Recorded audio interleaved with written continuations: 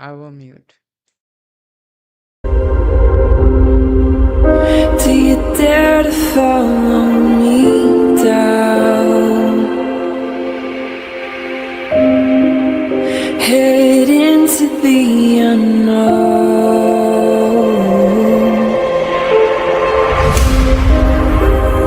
down the rabbit hole,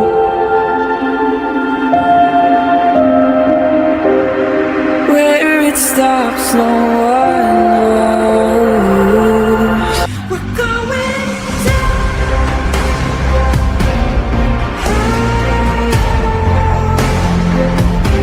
We're going down.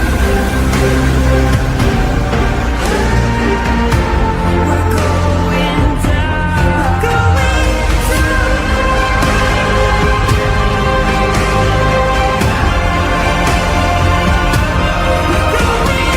down. Do you dare to follow me down? Head into the unknown.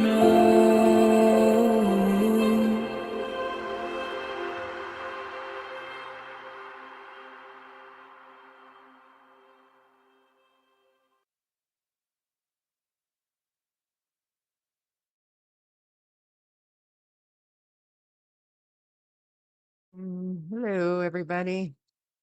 How's it going? Hopefully, everybody is good today on this Monday, the 9-month mark. Jack and Lilly being missing.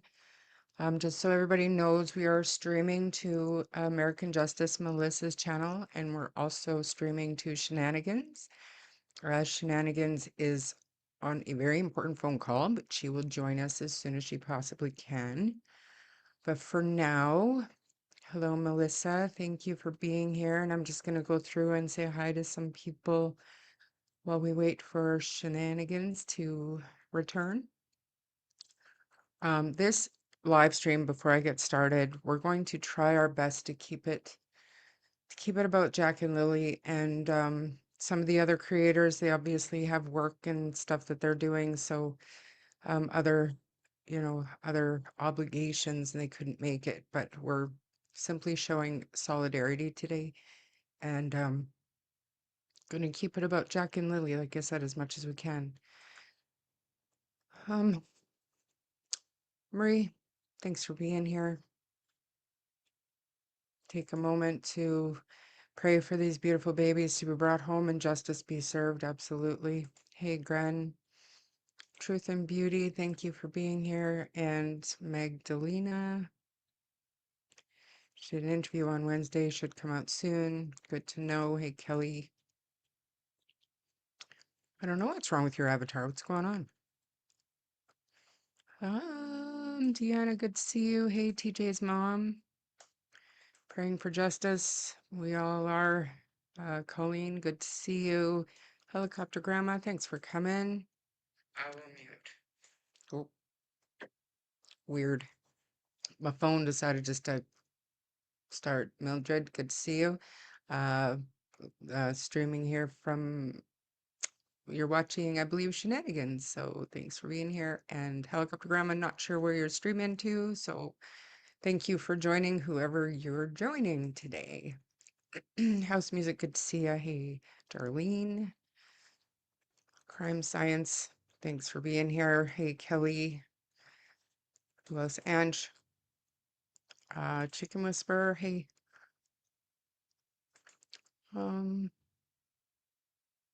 What's this one? I don't know. Huh.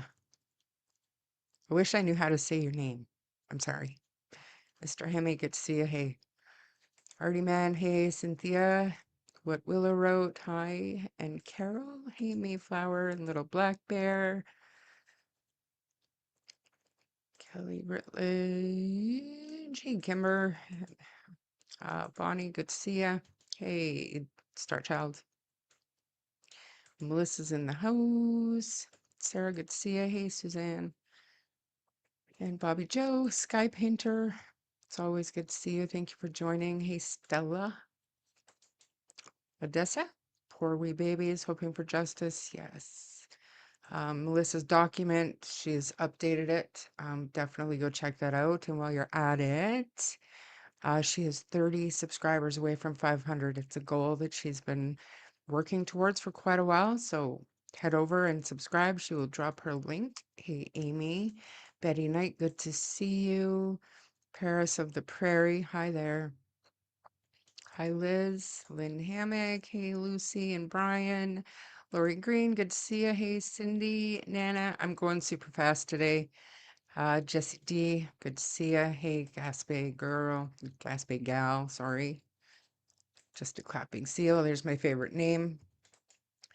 Sherry, hi. Good to see you. Truth and Beauty. Hey, Robin and Addie. I feel like I'm just flying through these today. Hey, Grey Wolf.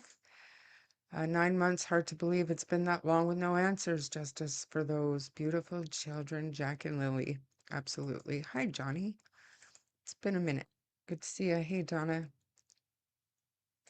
I'm glad you're here. Thank you for finding us. Hey, Wolfie. Good to see you. Christina, thank you. OG right there. TJ's mom. I really thought this would be solved already. Yeah, me too. It's gone a little longer, I think, than most people thought it would. It's hard to put into words how we're feeling today. Holly Jolly, thanks for coming. Hey, Bonnie. Sea Legal, great to see you. I'm glad that you're glad. Hey, Popeye. Well, thank you. That's very nice. Are you streaming? Are you talking to me or one of the other girls? Because they're all my favorites for sure. Thank you for being here. That's how long their mother carried them in her womb. Hey, Stevens. Bonnie Garrett, good to see you. If I miss anybody, I'm sorry. Hey, Time for Truth. And Jeff and Nessa from New Brunswick, good to see you. Autumn Kristen, hey. And who else? Suzanne, Ori, thank you for coming today. There's Melissa's channel. Please head over and give her a sub. It's free to do, and you'll help a hardworking gal reach a goal. Ginger's mom, always a pleasure. And the document again, absolutely. Noni, hi. Who else do we have? Always thinking of Jack and Lilly. Thanks to all creators for keeping this out there. Yeah. It's hard to keep going. It's because there's nothing, there's no news. So what do you talk about? And how do you keep an entire live stream just about Jack and Lilly? So we're going to focus on the disappearance. Michelle Walks, or Michelle After Dark, she actually did a nice tribute video today, 9 months and 3 minutes. So we're going to watch that to get started. And I think that should promote some conversation. And as always, I look for comments in the chat to give us topics to talk about. So Captain Injustice, thank you for coming. Who else? Again, if I'm missing anybody. Oh, perfect. Thank you for subbing up, Sarah. Yes, I know what you meant. Solemn, hopeful, sending love to everyone.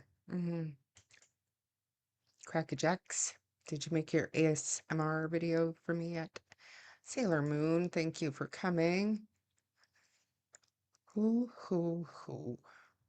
else? Finding Solace, good to see you. Hey, Sue Oilers. Babs. Babs? From the UK. Babs. Red. Babsy Red. Is that right? I hate butchering names. I just do. These babies are the reason we keep going. Thank you, creators and mods and audience. Yes, definitely. Thank you. I have not spoken to Belinda. I thought today would be a good day to kind of leave her be. And I'm at the end of chat. So Melissa, hey, how are you doing today? I'm okay. Hi, everybody. It's just, it's a sad day, I think. None of us thought we would be here 9 months later. Um, Marie, you said something about your avatar, and I was telling Char just before we went live. Sunny said something about my avatar was gone the other day, and I went back and looked, and on Charmaine's channel, it was gone too. I had to change it, and then it was back. So you might try changing it and then changing it back to whatever you want and see if that fixes it. But hello, all. Mm, there's a few new people that are coming in as well, so thank you guys for being here. Sky Painter, can a mod advise if Mr. Mexico is blocked on this channel? Which channel? I don't know who you're watching from. Ron is not blocked from here. I think he is blocked from Shenanigans. I don't know about Melissa, but I mean, it doesn't matter. At the end of the day, today we are here to talk and review Jack and Lily's disappearance. And I want people to focus on that and not about their disagreements or their different opinions, because every single person on the panel today has a different opinion, different views, maybe even different values and morals. But at the end of the day, none of that matters nearly as much as keeping Jack and Lily's names and faces out there. And like I said, today is about solidarity and just keeping the conversation going. So, hey, Shenanigans, how's it going? I am here. I am just finishing up a phone call. I'm so sorry. I'll be right there. Okay, all good, all good.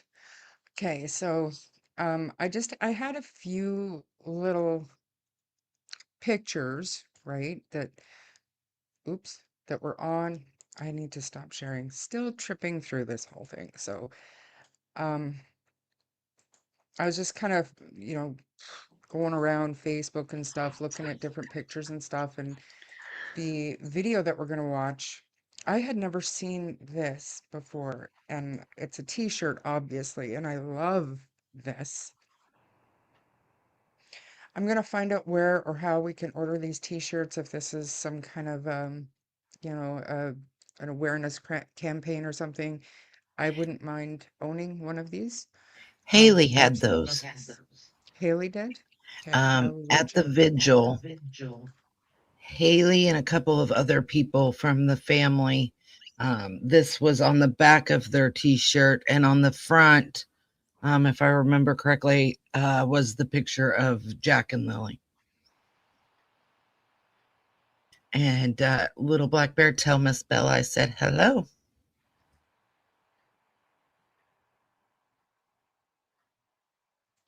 That's very nice. Thanks, little black bear. But yeah, I really like that. And I don't know why it took me this long to see it, but so do you have any thoughts you want to share right now, Shenanigans? I've got a little 3-minute video that we're gonna watch, and then we're gonna try to talk about Jack and Lily and the disappearance, and where we started and how we got to where we are today, and maybe some opinions on where we go from here, because it's getting more and more challenging to actually keep talking because it's all crap. You know what I'm saying? It's all just crap. So, It like, is. what are your thoughts? Um, well, I'm sorry I'm late, first of all. I was actually on a phone trying to get some answers for Jack and Lily.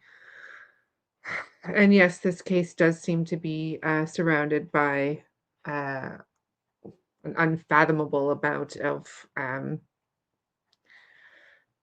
misinformation, untruths, and all sorts. And it would be, I'm looking forward to hearing from Cindy the most, I think.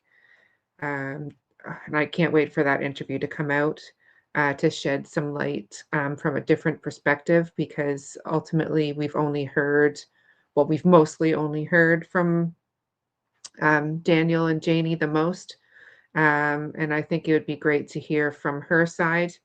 Um, and yeah, I'm just looking forward to getting some answers and justice for whatever has happened because I try to remain hopeful as much as possible and to try to keep an open mind. But every day that goes by, it does become a bit more difficult to do so. It is. It's hard to it's really difficult to keep hope and put on that it's almost a facade. Like, you know, we have to keep hope alive when there's just no information coming out to show one answer or another, you know what I mean? It's either this or it's that, and with no information to back it up, all we can do is talk about what's out there, and most of what's out there, like you said, is drama and crap that just has absolutely nothing to do with finding these children. And why it's so important to some people is just beyond me, to that they keep going with it. They don't stop spreading the info because we look to the family and we look to the friends for the information that we put out to the public. And Mhm. when all we're getting is what we're getting, it becomes really challenging to try to stay positive. And I mean, I get that. So, Yeah, um, absolutely. did you did you happen to see the Michelle Walks video? Yes. Posted, when was it? Well, she's in the UK, so it was posted this morning at some time, but it probably in the middle of the night for us. But I would like to play that now. And then I said, it's like I was going through like my phone, like my really old screenshots, and I had a couple of screen recordings back in that private Facebook chat where when Janie was talking, Mhm. and there were a couple of them that I don't remember hearing in the clips that Sunny recorded and then I put into a video. So I want to listen to a couple of those. There's one that I think is kind of is interesting based on um I think it was on the DT channel, something about a 6 a.m. phone call, but actually Yeah. Janie talks about that in Mhm. one of these clips that I don't remember hearing. So I'd like to play that a little bit later. And then you know, whatever information you have as well. And if Melissa has anything she wants to bring up. But for now, you guys, let's watch this video. I will put up um Michelle Walks. This is Michelle After Dark, but this is her secondary channel. But I'll put up a link to her channel here in a minute. But for now, let's just watch this. Let me know if the volume's okay, because I'm a total dip when it comes to this YouTube stuff. So here we go.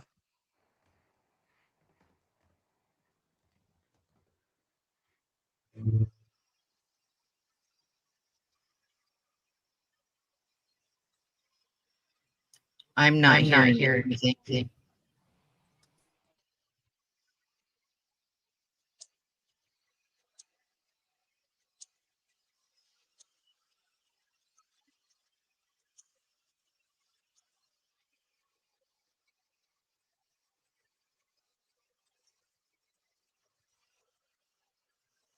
There's no sound. Cripes. Should be. All right, let me, because I hit the share audio and do it again. I don't know if it's gonna, maybe it's, maybe it's not royalty free music or something, because volume's up, my audio is shared, so let's, I don't know, let's try it again. Try it again. Let me know.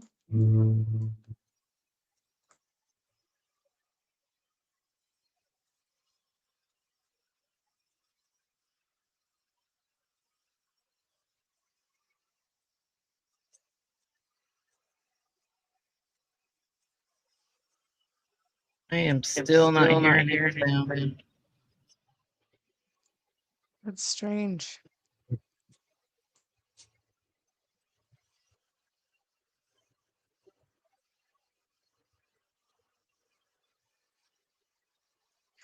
That's very strange. Melissa, you are a co-host, so I don't know. I don't know if it's, have you ever had that happen, Shan? Where like I've got my audio shared.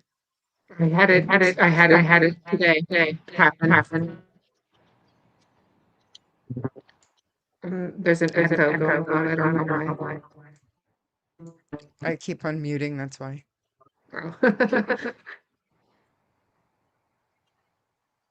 Do you want me to try to bring it up? Yeah, sure. Okay. It's literally like it's a nice song, but I mean there's no words or anything to it, but it does give it a little more, I guess, emotion to hear the, but I've got the volume on full, so I don't know. Um, So everybody is saying Shan is echoing. And the only thing I know to fix that is what we had to do the other day, and that was everybody else had to mute, and the audio to whatever you're sharing had to be muted, or you echo really badly.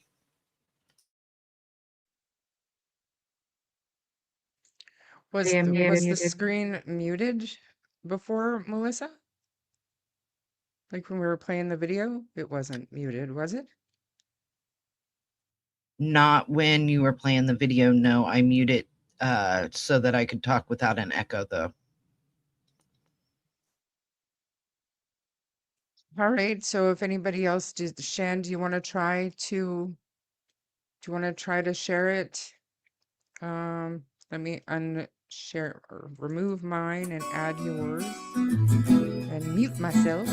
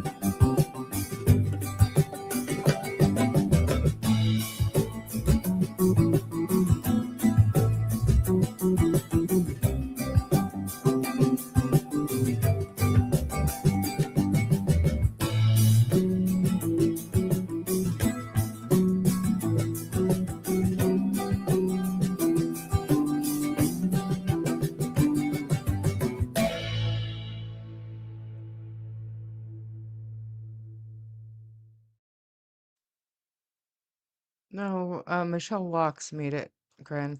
That's not that's not them.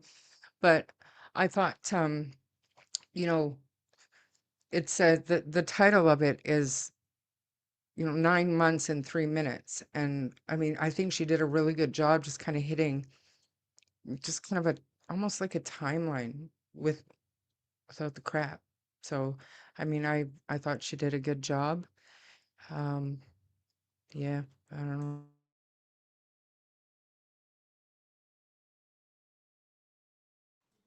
I find it difficult to watch those kind of videos because It just, I just find it difficult seeing pictures of Jack and Lilly, to be honest with you. It just, as much as I like seeing their smiling faces, it just makes it more real.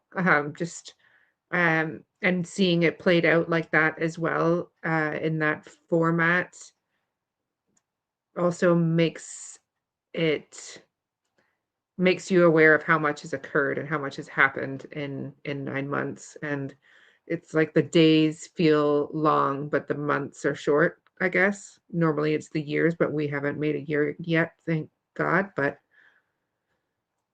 that's kinda what it feels like. Do you like when you're like for me, and it's weird, and I know I don't, but when I'm looking at stuff like that and it's scrolling through pictures of, Daniel, Malaya, and Janie, and even Haley, Cheryl, um, Rob McCann, like it almost feels like it almost feels like we know them.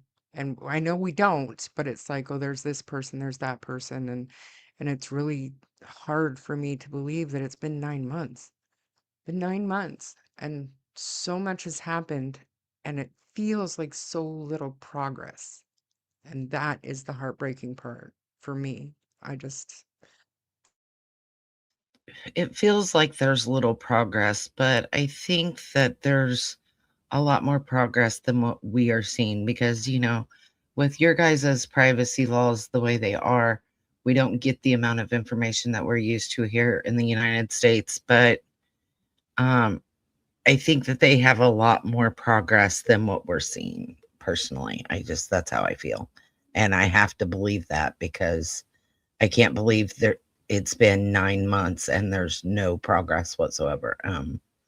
I can't let myself believe that.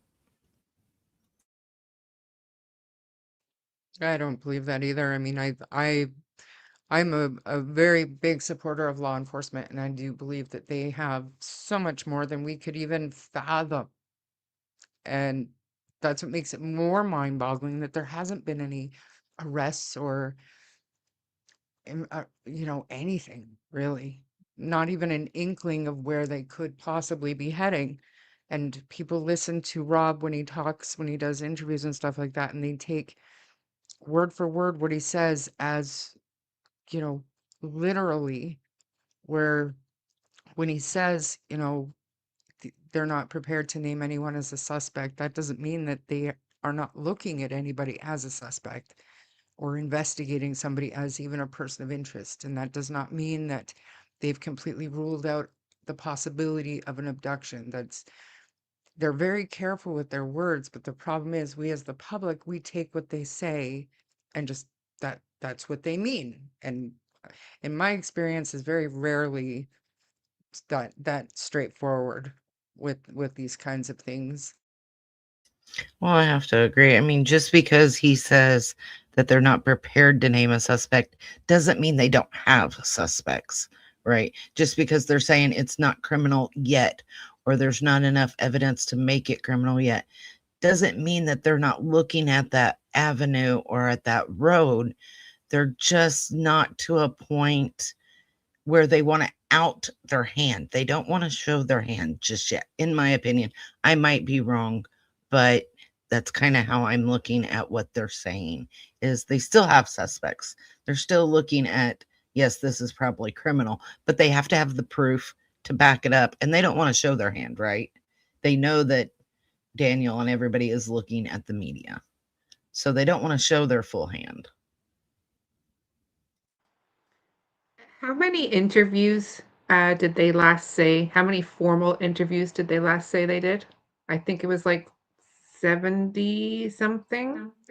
I think they said 70. So I struggle to believe that they would, and I could be wrong, but I struggle to believe that they would interview 70 times formal interviews for children that walked into the woods. But maybe it is part of their keeping all options on the table. But I believe them when they say they are keeping all options on the table as well. So What do you, I think this is just my opinion, and I know a lot of people have wondered about it, but just kind of not really thought too much about it. But the seventh polygraph being Patty, I think that that is, it could be very telling, but it could also lead me down this rabbit hole that I'm kind of trying to resist. But if based on the court documents and what Patty said, are they trying to determine if she was being truthful? And why would that be if they have, cell phone data and map data to show what Daniel and Malia did on Wednesday? Could it possibly be that they don't have that to back up their timeline for Wednesday? And so they thought best to polygraph Patty to see if, do you know what I'm saying? But then we've heard that they've Absolutely. got the the the the plate on Wednesday for the Nissan. But right now I'm on a hunt to see if there was any talk about them driving that Nissan anywhere before that Wednesday. Um, do you know what I mean? Because that could, there's something there that's strange to polygraph somebody whose timeline is so far off of what we've thought for so long. Mhm. That to me is that to me is something. There's something behind that polygraph. Why? The things that surround that scenario that confuse me as well are, we know, according to others, that Patty had a heart condition. She had surgery in the summer on her heart. For a lack of a better word, we know that she's an alcoholic and she likes to hit the bottle. So, is it that her recollection is not up to par because of her age and her alcoholism? And if that's the case, why give her a polygraph if she can't actually remember properly anyway? And how she was able to have a polygraph in her condition, for a lack of a better words, and Janie was found unsuitable. uh, I find those that scenario for both of them very odd indeed. Yeah, but I mean, exactly, and that's the whole point. So if they know, like the RCMP would know that, Patty had these conditions and surgery, and that she has, maybe a problem with alcoholism, they would know that. So if they thought, and I did the entire time, I just assumed that her timeline was so off because of her memory, because of her health, whatever, her lifestyle. I just assumed that. And that's why when I first heard that Patty was the seventh polygraph, I was like, no, she wasn't. There's no way. There's no reason to polygraph somebody whose timeline is that far off, you know? But Do we obviously there know? was. How do we know that it was actually Patty? That's what Haley Um, said. and there was another member of Patty's family who also told me it was Patty. And normally you would question whether or not if it really was, but why would Patty's own family make that up? You know what I mean? Like if it was coming from Daniel's side or, a friend of the family or something, I'd be like, that's odd. But Patty's own family, two different, like Haley, maybe not her direct family, but then there's somebody else, not Durwood, but somebody else who said yes, the seventh was Patty. So For me, I went a different direction when I heard that the seventh polygraph was possibly Patty. I'm like, I went down the why her with the health issues. And the only thing I could come up with is to possibly verify the black eye that supposedly came from the Tonka truck at her house there when they were doing laundry Wednesday. I feel like hers was more leaning towards abuse rather than what happened necessarily at the property or anything like that. Was more of a verification of the things that she had seen regarding abuse. I mean, I might be wrong, but that's where my brain went. But That makes wouldn't sense. that be more of a like a CPS investigation?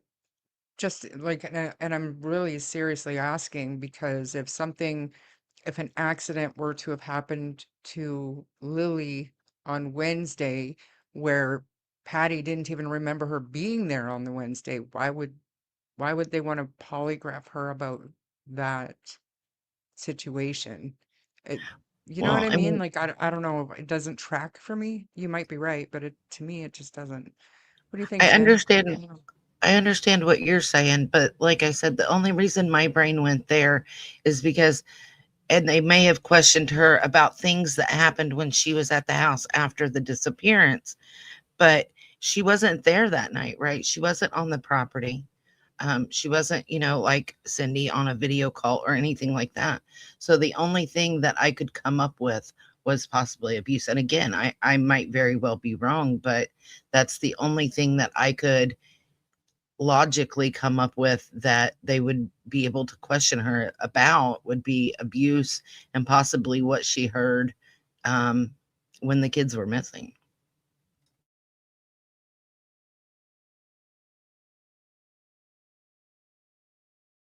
You're muted, Shan.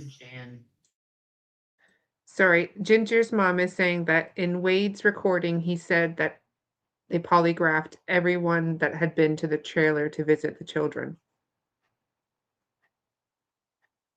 So would that mean Hayden?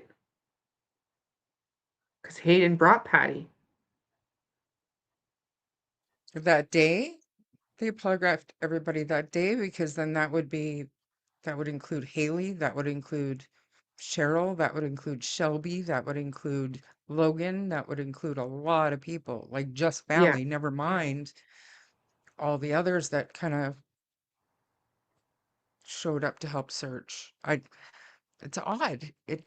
It's odd. And I don't know when she was polygraphed because it wasn't in the court docs. So you'd no. think it would have been after that. When did we hear about the seventh polygraph? In the The end, superintendent's update, correct? yeah, Yeah. the end of the year. And one thing Then, that got me with the polygraph, like you guys said, if Janie was unsuitable for a polygraph, her it said her physiology was unsuitable, right? And they said that was due to her heart. Well, if Patty had heart issues, then how was she suitable, but Janie was not? It's bizarre. I mean, it's straight up bizarre considering that according to Daniel, Janie's timeline is the gold standard. That she's got a heart condition, she cannot be polygraph test to confirm anything or whatever, polygraph anything that she's claiming. But then Patty, whose timeline in the court docs, her statement to the RCMP is so far off of the timeline given by Daniel and Malaya, but she's suitable for a polygraph? Like, why? I don't know. It just doesn't make sense to me. And why not Justin Martell? Why not Earl? Why not Ron?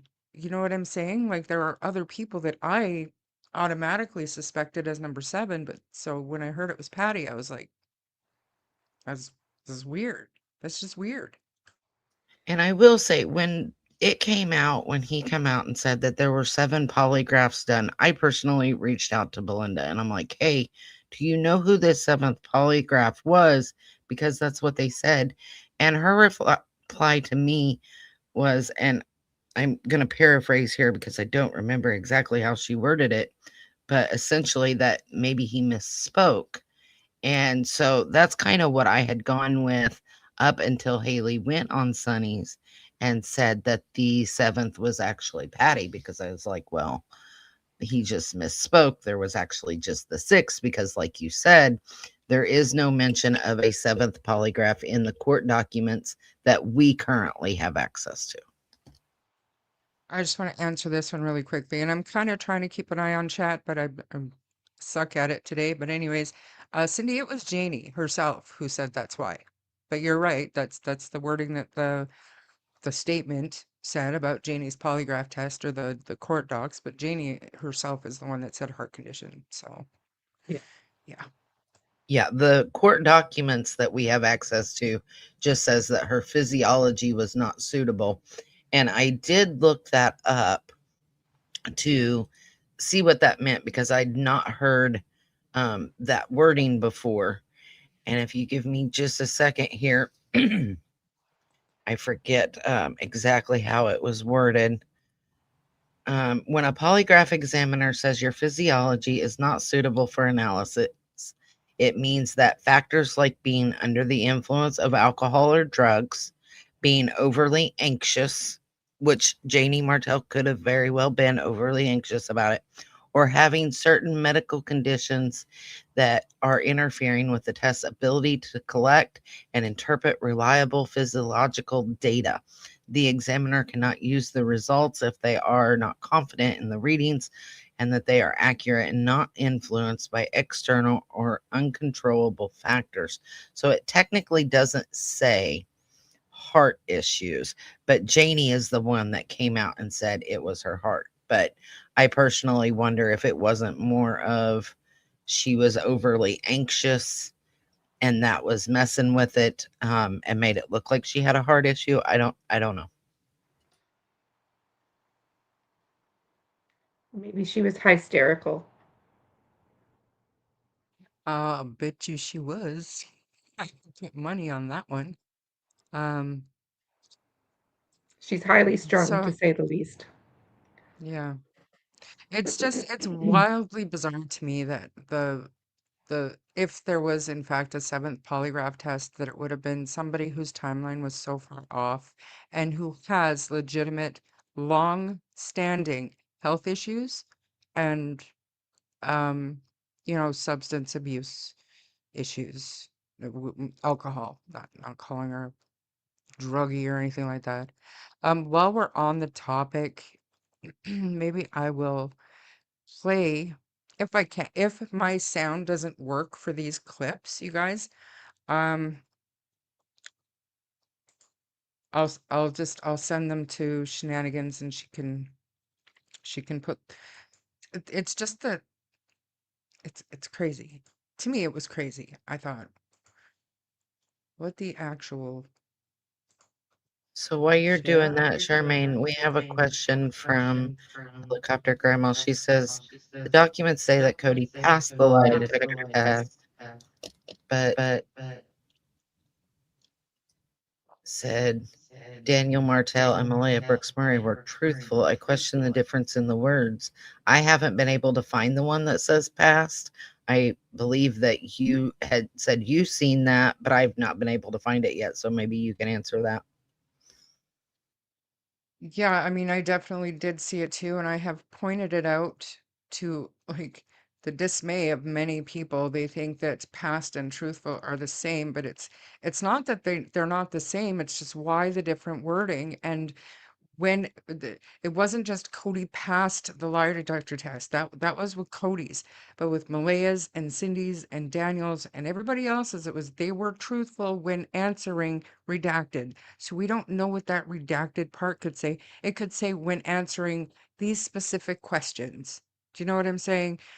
Past the lie detector test is more of a blanket statement, and this is just my opinion, but truthful when answering and then redacted, just, I mean, it leaves room for speculation. It's unfortunate, but what, like, that's what I think. Then sorry for those who don't agree with me, but there's more to it than just it means the same thing. But it doesn't actually mean the same thing if you think about it, because, like you said, it could mean he was truthful when answering these questions, but what were those questions? Because we don't know what they were. So it could have been, did the kids live with you?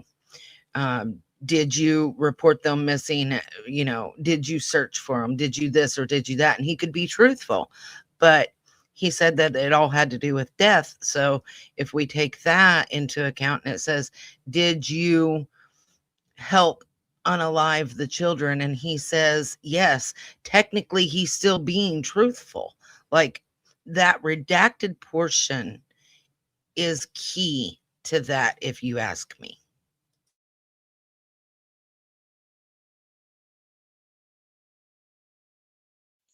Did it say Wade passed as well? I don't recall that just because, um, I do know that Cindy's, Malaya's, Daniel's, they all said were truthful when answering, and then the redacted part. And like I said, it's unfortunate that that's what it is, but you know, um, that's just my thoughts. Do you guys want to listen to this? This is one. It's only a minute and 26. Then the other one was like 3 minutes. And what I did was I just screen recorded myself as I was scrolling through. And this was after Janie had left the group, and Bree and Lana, I think, they were tossing around the idea of deleting the group, and I wanted to capture these. And at the time, I didn't have StreamYard or any kind of recording software, so I knew that Sunny was working on getting all of the clips, so I didn't bother getting them all, but there were a few that I wanted, and for some reason, I don't remember hearing these in the 2.5 hours that Sunny grabbed. So let's listen and see if maybe I'm just crazy, but I gotta mute.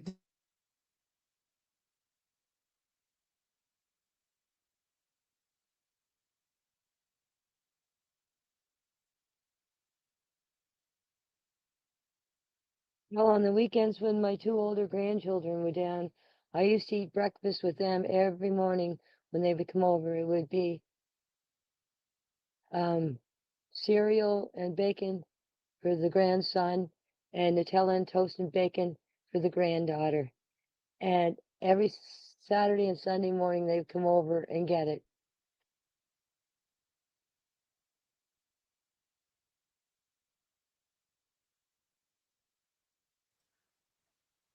That's buried deep somewhere in my memory, if it is there.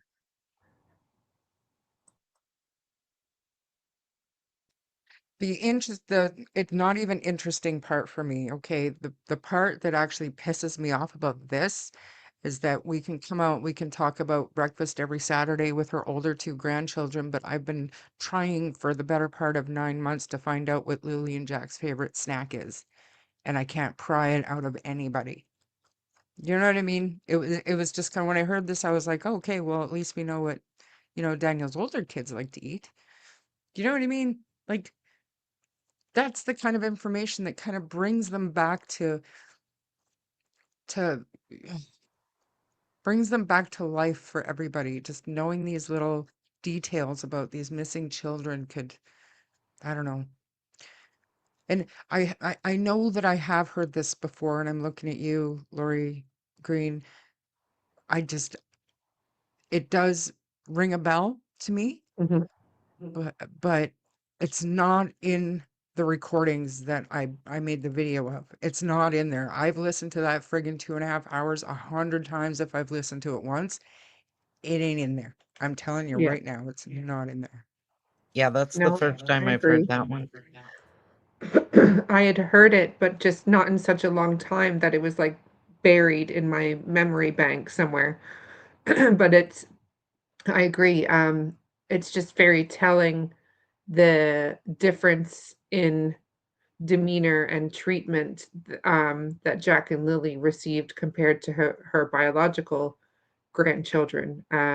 She speaks with them with like a fondness and a memory, like in a positive way, whereas almost everything that she said about Jack and Lily was not positive and had a she always had disdain in her voice. Oh, like she never.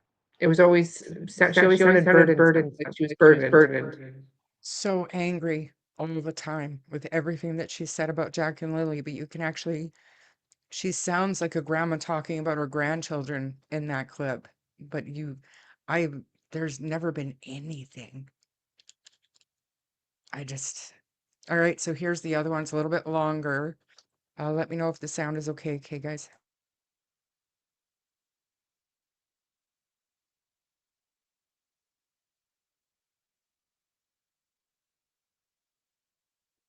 I already gave you guys the timelines from my morning. But there's something in there about building a chicken coop or something. I don't know what that's about. I don't know if he meant that I was feeding the chickens or but I don't know. What, it's just, I don't know. I started from Monday and I told you guys, I seen the kids went to school Monday. I seen the kids after school. They get out of school at 25 to 3. And after that, they were outside in the yard. Same thing on Tuesday, school. 20 to 3, they get home from school. They were outside. Wednesday, they went to their grandmother's and they left at dinner time and they get home at 10 o'clock because I asked Daniel, how come he's home so late? And he said he would have been home 6 hours ago. Thursday, they went to town around noon. I did get home till later on in the afternoon. As I said, I don't know what time. The kids were out playing in the yard Thursday. Friday morning, I get up at 6 o'clock. I sent my brother a thing off of TikTok at 6:24. I had my tea, cigarettes. I went out at 7 o'clock and I fed the chickens. Come back in, sat down, had another cup of tea, and played on TeamView. At 8:48, my brother called me. He talked for 2 minutes, 59 seconds. After that, I went to sleep. I can't tell you what time I heard the kids outside. I dozed off again. I can't tell you what time I heard Daniel. It was about maybe 5 or 10 minutes after I heard him. I opened up the door, and that's when I seen Malaya. I don't really know any times after that because I never looked at my clock or my phone. I can give you the timeline though of when I came back from the pipeline with me and Justin on the bike. Malaya called me at gotta find my paper here. She called me at 5:32. I didn't answer. I called her back at 5:38. She told me to come back to the trailer. That's really all the timelines I have that I can remember of right now.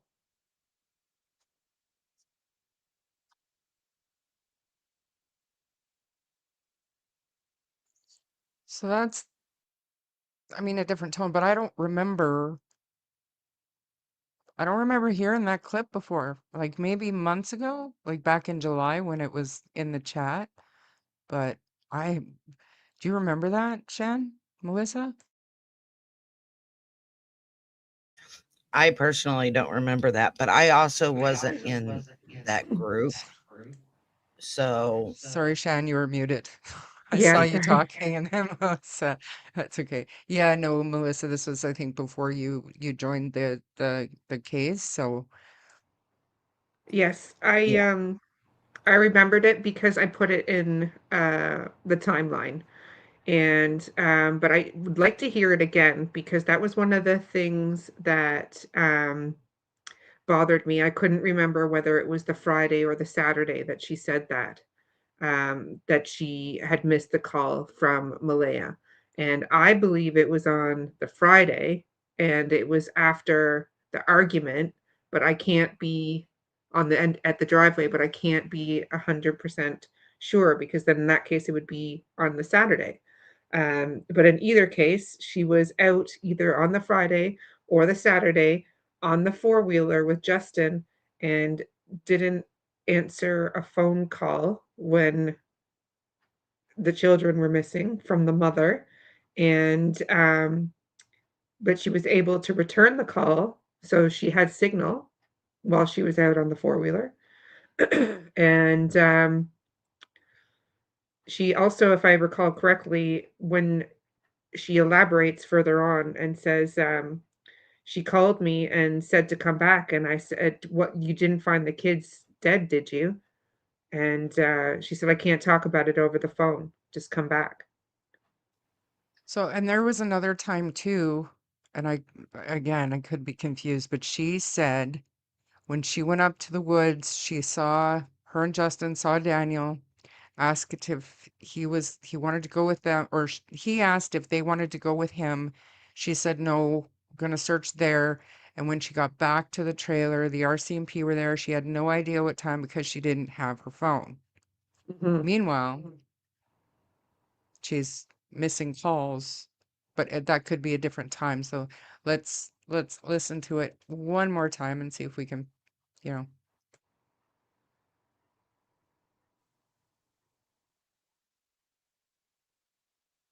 I already gave you guys the timelines from my morning. But there's something in there about building a chicken coop or something. I don't know what that's about. I don't know if you meant that I was feeding the chickens or but I don't know. What it's just I don't know. I started from Monday and I told you guys I seen the kids went to school Monday. I seen the kids after school. They get out of school at 25 to 3. And after that, they were outside in the yard. Same thing on Tuesday, school. 20 to 3, they get home from school. They were outside. Wednesday, they went to their grandmother's and they left at dinner time. And they get home at 10 o'clock because I asked Daniel, how come he's home so late? And he said he would have been home 6 hours ago. Thursday, they went to town somewhere around noon. I did get home till later on in the afternoon. As I said, I don't know what time. The kids were out playing in the yard Thursday. Friday morning, I get up at 6 o'clock. I sent my brother a thing off of TikTok at 6:24. I had my tea, cigarettes. I went out at 7 o'clock and I fed the chickens. Came back in, sat down, had another cup of tea, and played on TeamView. At 8:48, my brother called me. He talked for 2 minutes, 59 seconds. After that, I went to sleep. I can't tell you what time I heard the kids outside. I dozed off again. I can't tell you what time I heard Daniel. It was about maybe 5 or 10 minutes after I heard him. I opened up the door, and that's when I seen Malaya.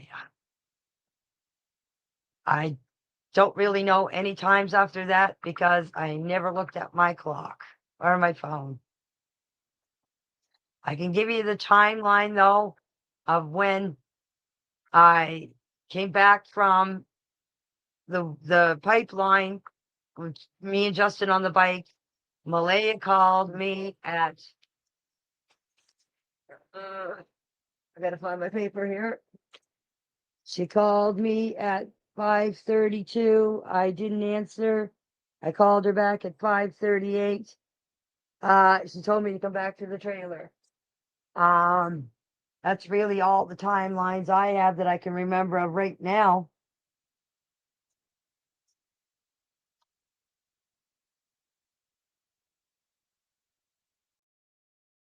So something I noticed, and I notice a lot of people in chat are kind of thinking the same thing. She sounds very calm compared to normal, which is not any of us who have heard that 2.5 hours worth of her talking. She's just very calm, almost in a sedated state. And I definitely think that she has written down some sort of timeline for this. But, Shan, you ask if this would have been on Friday or Saturday. And in my opinion, it would just about have to be on Friday because remember, Malaya left on Saturday. So she wasn't there in the evening to call Janie, if I remember correctly. She left right about 5:30, 6 Yeah. o'clock on the Saturday. So that's why I wasn't sure if and there was 2 altercations, right? There was 2 different ones. So I wasn't sure if this would have been the second altercation, after the second altercation, and then when she went into, the hospital, into the ambulance rather. So yeah, it was just hard to tell. So yeah, this makes more sense that it would be on the Friday. Um, so they were out on the four-wheeler. That means at about 5:20. Um, yeah, I don't understand why they were even allowed out searching. Still to this day, I still Yeah, don't know why.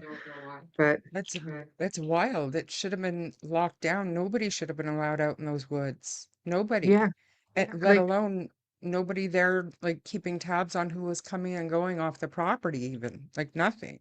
yeah. And they had scent dogs.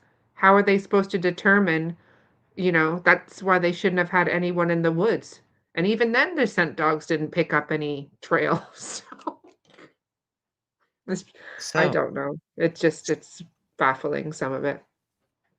It's so very, and I if you think about why did they concentrate so long on the woods when they had no scent? They had nothing to lead them into the woods. They Mhm. had scent, boot print, whatever, pointing to the road. They had scent to the end of the driveway, but they didn't go that way. Not as fiercely or publicly as they did into the woods for 6 solid days. 150 searchers, drones, dogs, helicopters, Daniel waist deep in water. You know what I'm saying? Like Mm. they put a lot of effort into those woods. Yeah. Why? And I discussed this earlier on my live, and we've been trying to find, well, I think we found the source of the story of the scent dogs picking up the scent to the end of the road. In fact, it was Daniel that said that. And then when the reporter asked the um, RCMP to confirm or deny that, they refused to confirm or deny that. So I'm not sure that we even have, um, that as a fact that this dog's got the scent to the end of the driveway. I'm not even sure that's fact, not confirmed fact, only stated by Daniel and not confirmed by RCMP. Okay, so that wasn't in the court docs, but the boot print was, or was Y- the boot print simply something that Janie said? I know about the cluster that was in Yeah, by the pipeline trail, but yeah. The only mention of boot prints in the documents is a boot print, um, well, two boot prints on the pipeline trail, and it appears as though only one of them was put in like casted out for measurement, where they came up with the size 29 on the bottom, and they've only ever been able to attribute, according to the documents, that one of the boot prints was correlated with the same size boot as Lily's. They have not said anything about the second boot, the other boot prints. They haven't said that they match to the size of Jack. Oh, they haven't even mentioned the size at all. Um, so I'm not really sure what that tells us either. Other than there was a size 29 boot print on the pipeline. yeah, and nothing in between the property or the pipeline. So they No, levitated up to the pipeline, stomped around a couple of times, and then levitated out of there. yeah. It's And but I was reading the documents again today because every time I read them, I pick up on something different that I have already read but just didn't sink in. But so when the boot prints were found, well, when the blanket was found, the RCMP dog handler went with the dog to the blanket, but didn't pick up a scent trail.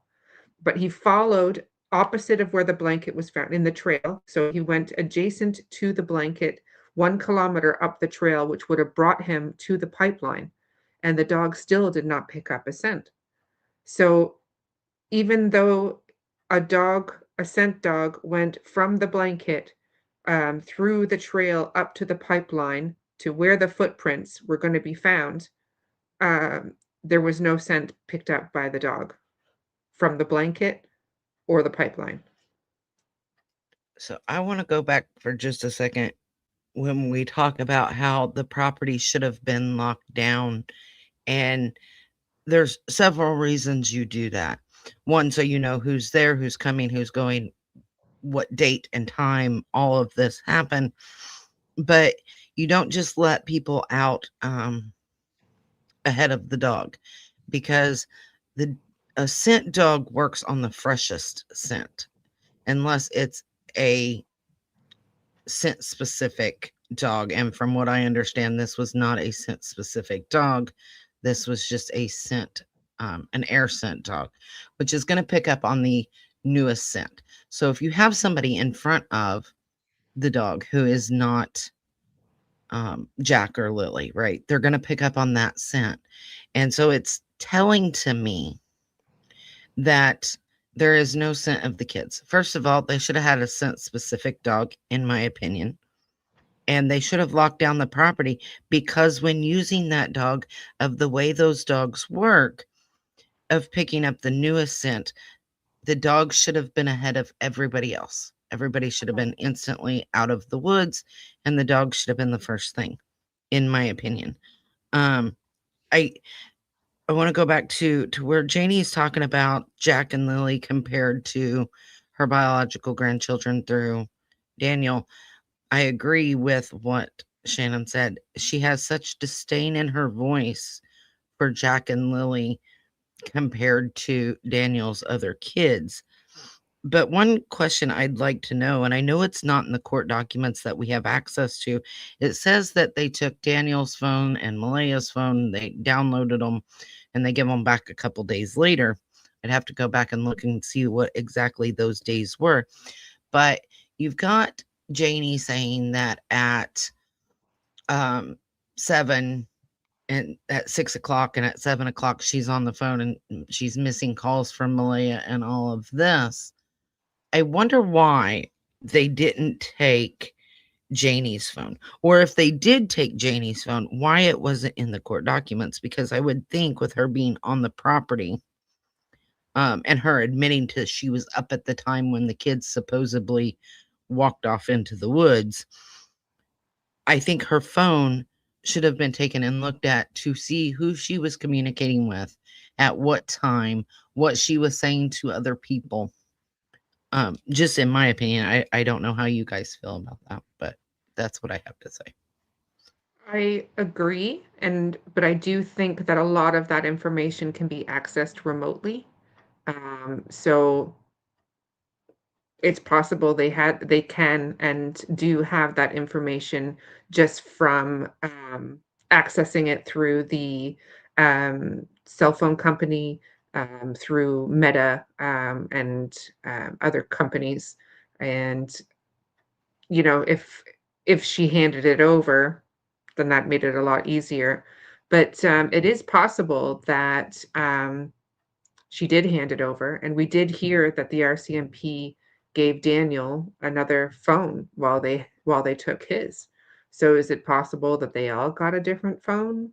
But that's according know? to Daniel, because in the court documents, when they talk about taking the phone, they do not say in the court documents that they gave him another phone to use, nor did they Malaya.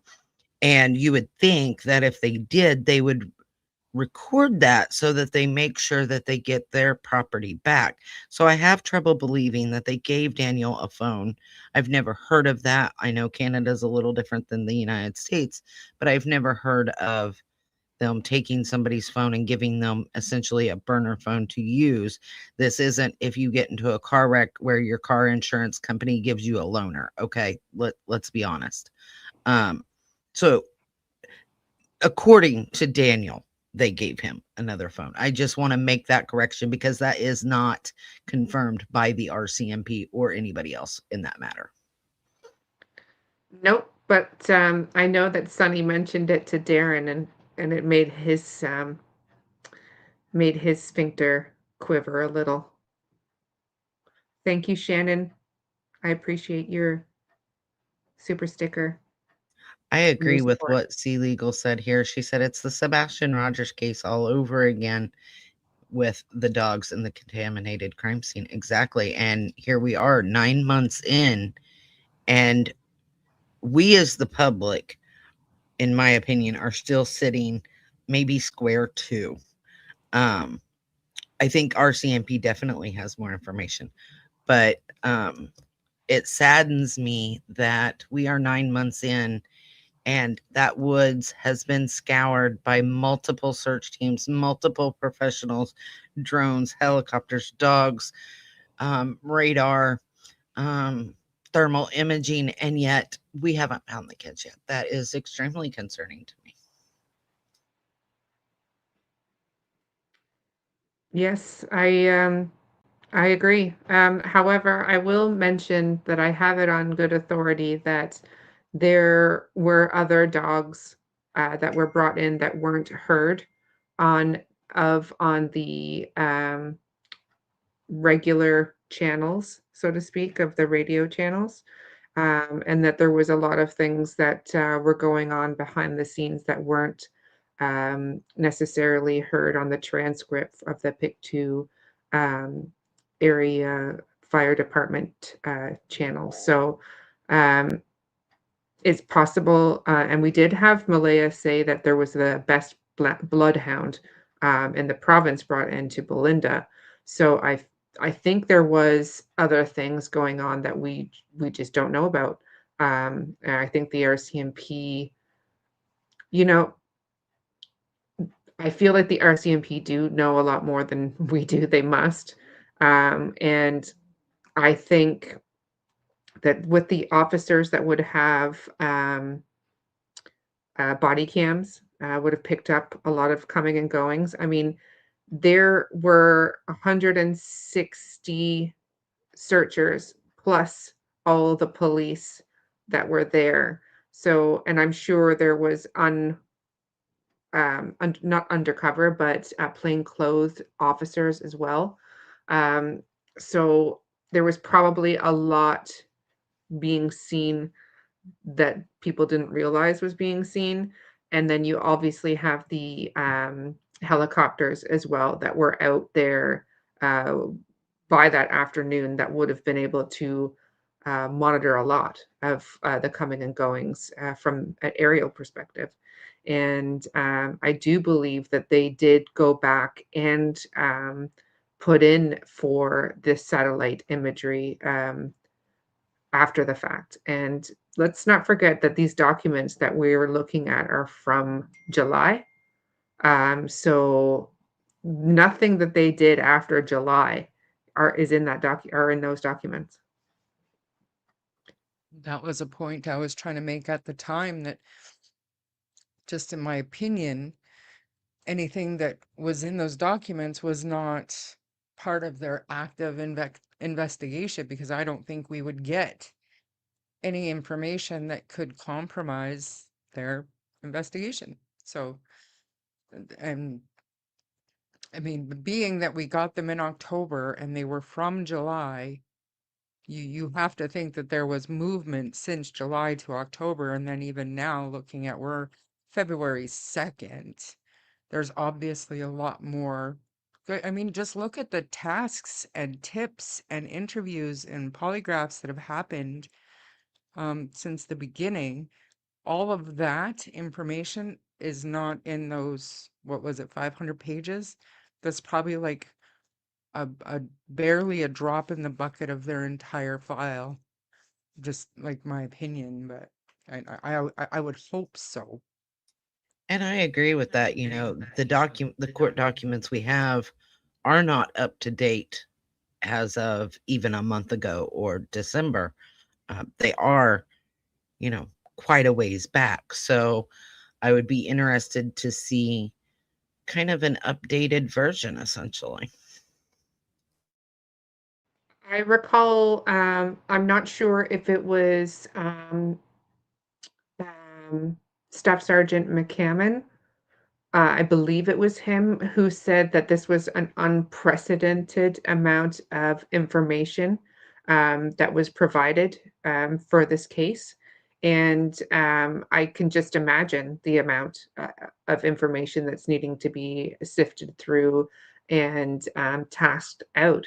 Um, and that sort of thing takes time. It takes time to compile the reports, to cross-reference reports, to, see. I can just imagine it's would be not a logistical nightmare, but just the amount of people needing to be involved to go over the information received has got to be astounding. And I always kind of thought it was funny that people think, oh, the major crime doesn't work on the weekend and you can't get a hold of them on a Saturday or Sunday. And, like it's the Stellarton RCMP when really there's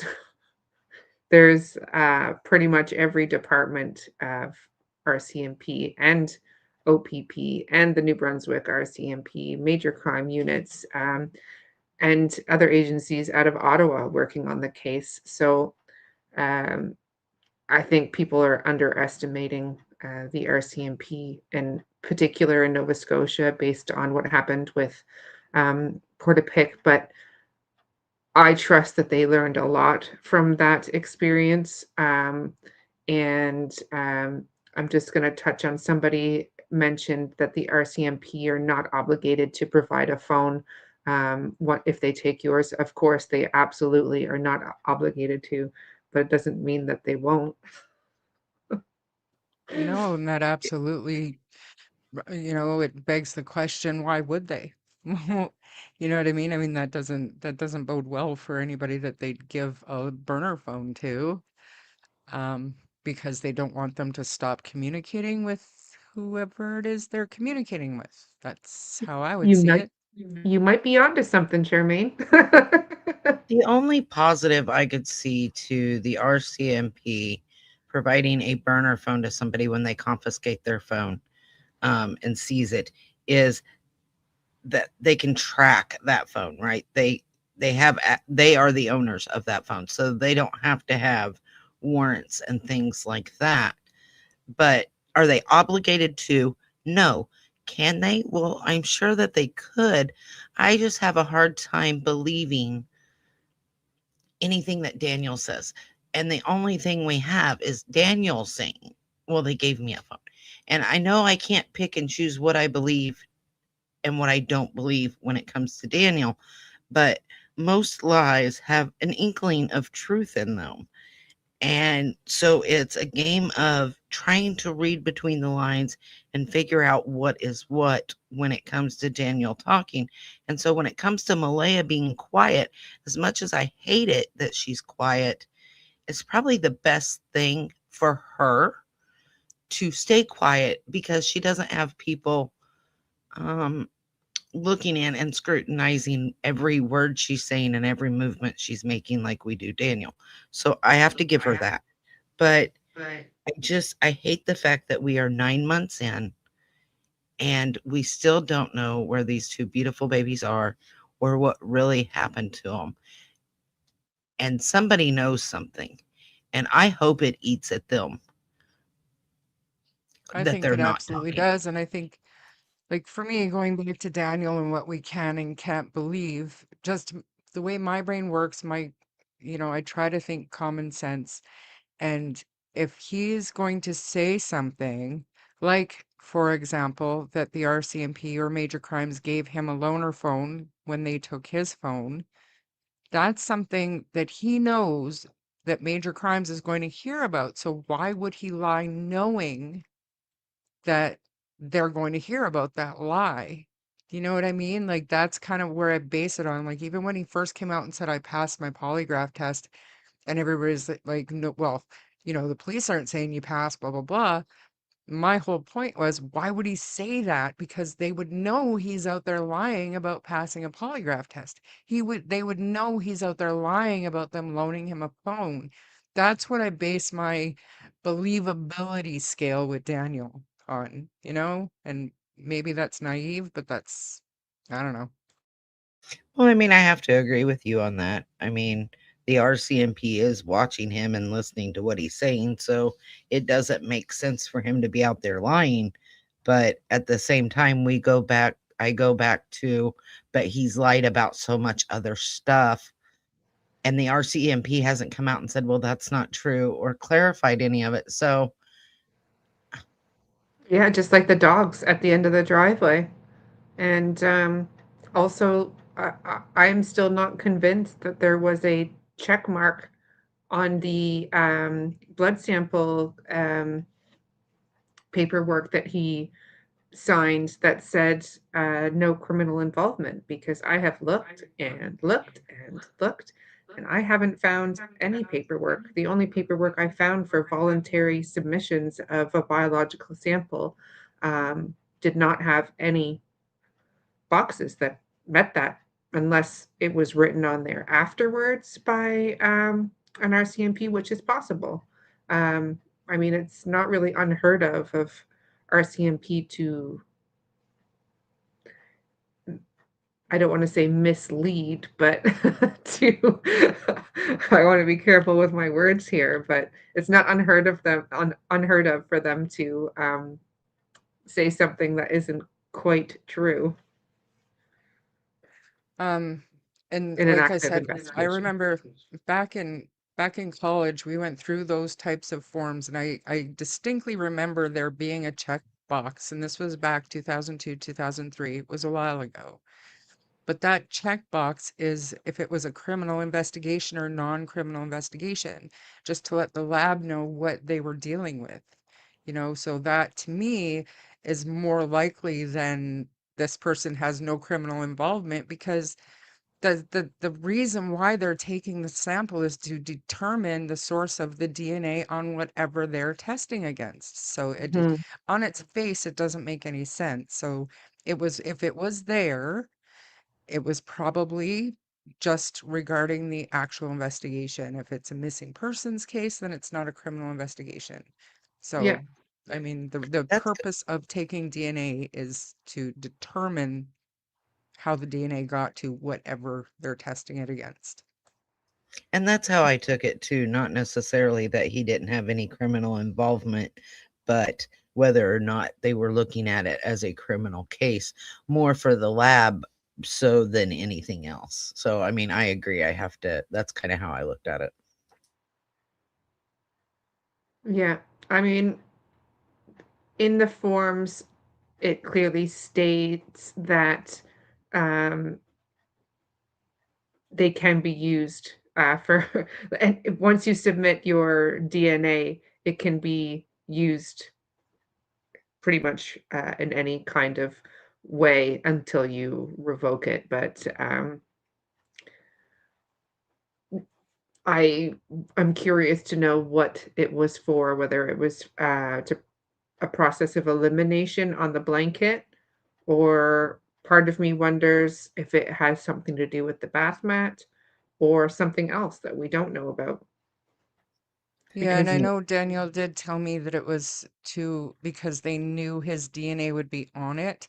But I mean, Mhm, it shocks me that they didn't have his DNA well before that, because from my understanding, they took Malaya's DNA quite quite a lot earlier, just for identification purposes. If they happen to find, if mhm, like, please bring me home, happen to find remains, just something to test identification yeah. purposes. So, but Yeah, why would or they like take everybody's mitochondrial DNA? DNA to Right, identify the exactly. children. Yeah, because he's not a relative, right?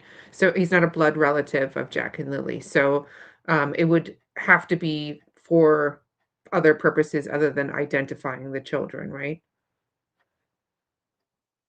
Yeah, and I mean, I have to agree that they probably ask for DNA, not so much for me as far as the bath mat, although I would like to know whose DNA is on it so we can figure out where it came from, but more so for the blanket, right? So that they can rule out, okay, this was his, because his story was somebody else took the blanket. So they're going to rule out the kid's DNA. They're going to rule out Malaya. They're going to rule out Daniel. Is somebody else's DNA on that blanket?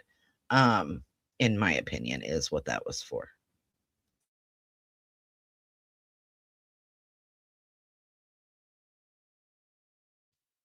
they did blood for a full panel reading. You don't get that from drinking from a cup.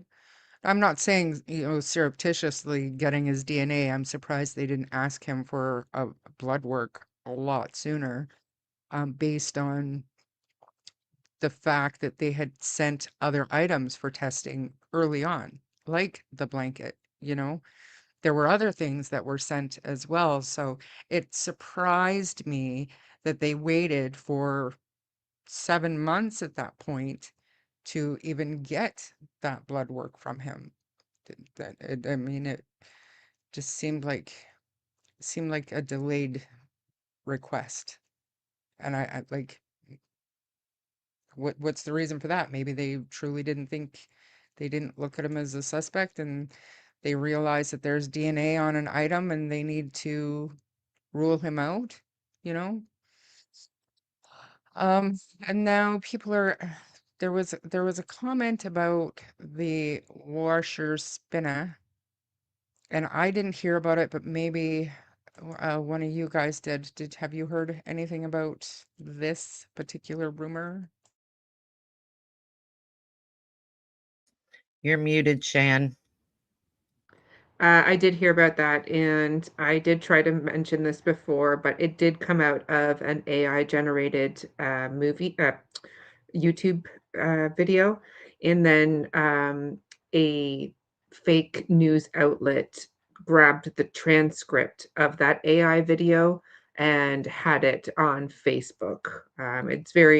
It may even have been in the same one that alleged that Darren Getty's, age 34, was arrested. You just have to be careful about that sort of stuff. But yes, no, I did hear about that, and it was on an AI generated video, and they did not have a washer and dryer in their trailer. Um, but I do believe that Janie did, because she said they looked inside her washer spinner. So it does make you wonder why they couldn't use Janie's washing machine, and why they had to go all the way to Patty's. But Um, I I would can suspect, like, if they didn't have a dryer, it was probably a clothesline type deal. And if they only did it, like, I don't understand, once every 6 weeks with children, especially a baby, it's strange, but who knows if that's accurate or not. Um, but to me, if they search, why did they search the trailer 3 times? It's not the trailer, the RV 3 times. It's not a huge space. So why did they keep having to go back, according to Janie? I hadn't heard about the washer going um, all night, but you know, as far as why they didn't do laundry right there at with that washer, it makes me wonder if it's not one of those little RV washing machines that it only holds, maybe a couple shirts and maybe a pair of pants or two. One of them really small, tiny washers. I had one when I lived in a trailer. I didn't have the money to go buy a full washer and dryer, so I had this like tiny RV thing. And I tell you what, it was the best washer I had ever had, because almost everything came out just about dry. But it would be big enough for Janie, but not necessarily a family of 2 adults and 3 children. But again, like you said, Char, why are they only doing it every 6 weeks when you have a small child and then you have 2 other relatively small children that are going to get dirty and spill food on themselves and, things of that nature. So I have a hard time understanding why they weren't doing it more often, whether it was financial reasons of getting up there or what that was. But there is a question here. It says, did please bring me home find dirty undies and bloody clothes on the search, or maybe it was just dirty clothing? And Charmaine, you're probably one of the best ones to answer this, but I do seem to remember hearing that they did find dirty clothing, but they also found, wasn't it a bloody sock? That was not during the Please Bring Me Home search. That was early on, very early on. And the Cobequid Pass, is that correct, Shan? I think that's where that sock was found and the underwear. I don't think it was found at the Cobequid Pass, but it was allegedly going around. It was that witness that had come forward, and it was allegedly found on foot while he was walking and searching. So I don't believe it was the Cobequid Pass. The Cobequid Pass, there was a rumor going around through Hidden in the Fog with this woman called Deaf, Deathly Silence or Deafening Silence. I can't remember. And Deafening silence, yeah. yeah, and that there was allegedly some black garbage bags of stuff found on the Cobequid Pass and some other things. But from what I understand, that was debunked early on as Yeah, no that was relation found. to That the case. wasn't, yeah, that wasn't Please Bring Me Home. And that, No, yeah. no, that was a very odd. I don't even. Yeah, I don't think there was Um, anything credible in that myself. no, and Please Bring Me Home search, they did find a lot of things, obviously, because apparently there are garbage pickup restrictions in that area. And so, being that it's very rural, there's a lot of discarded clothing and trash and stuff just kind of strewn about in the woods. It's not like a big garbage dump, but if you go searching, you're going to come across stuff, is the way I understand it. And um, it could be because there were other people that have gone out searching before and after the Please Bring Me Home search that have come across things and obviously not connected to the case at all, but there was, yeah, there was nothing bloody found during Please Bring Me Home. Um,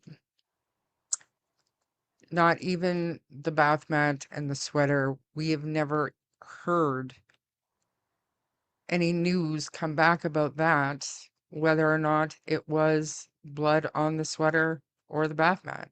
I mean, but that was the only thing reported.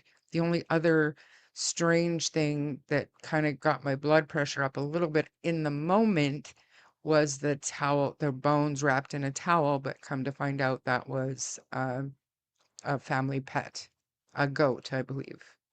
Yeah, that was I Brad think. Wong's goat. Right.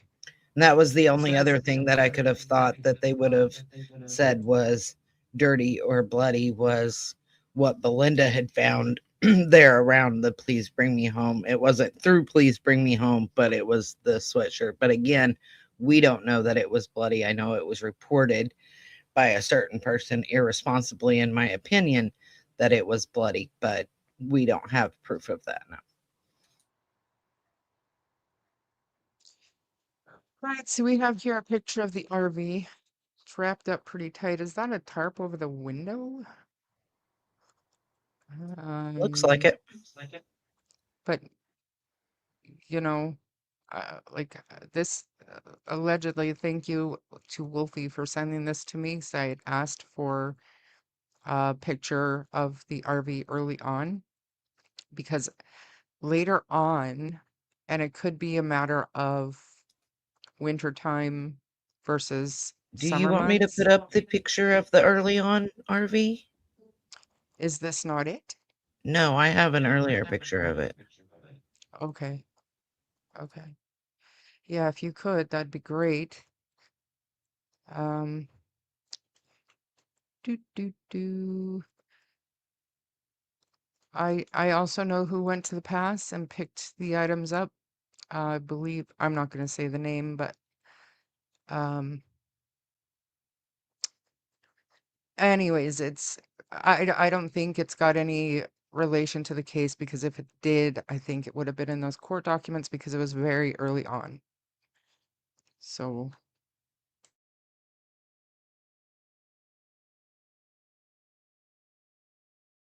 And let's not forget that they requested all the camera footage from the Cobequid Pass very early on.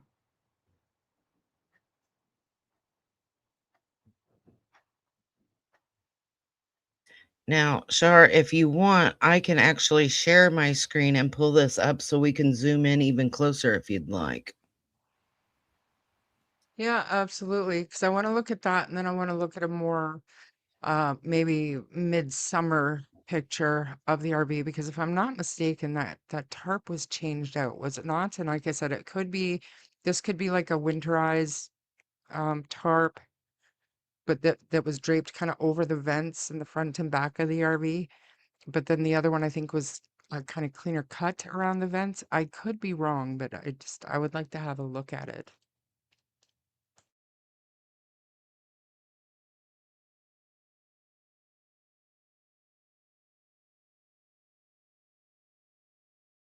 Okay, so I'm getting ready to, I had to get the picture, so let me pull this up here so that I can zoom in.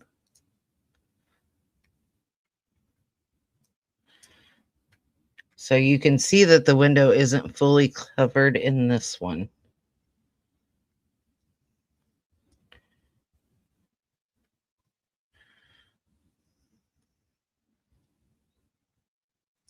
Does anyone recall that stove pipe sticking out there? It moving. I I believe okay, so yes, it was not there during the interview that Janie Mhm. did.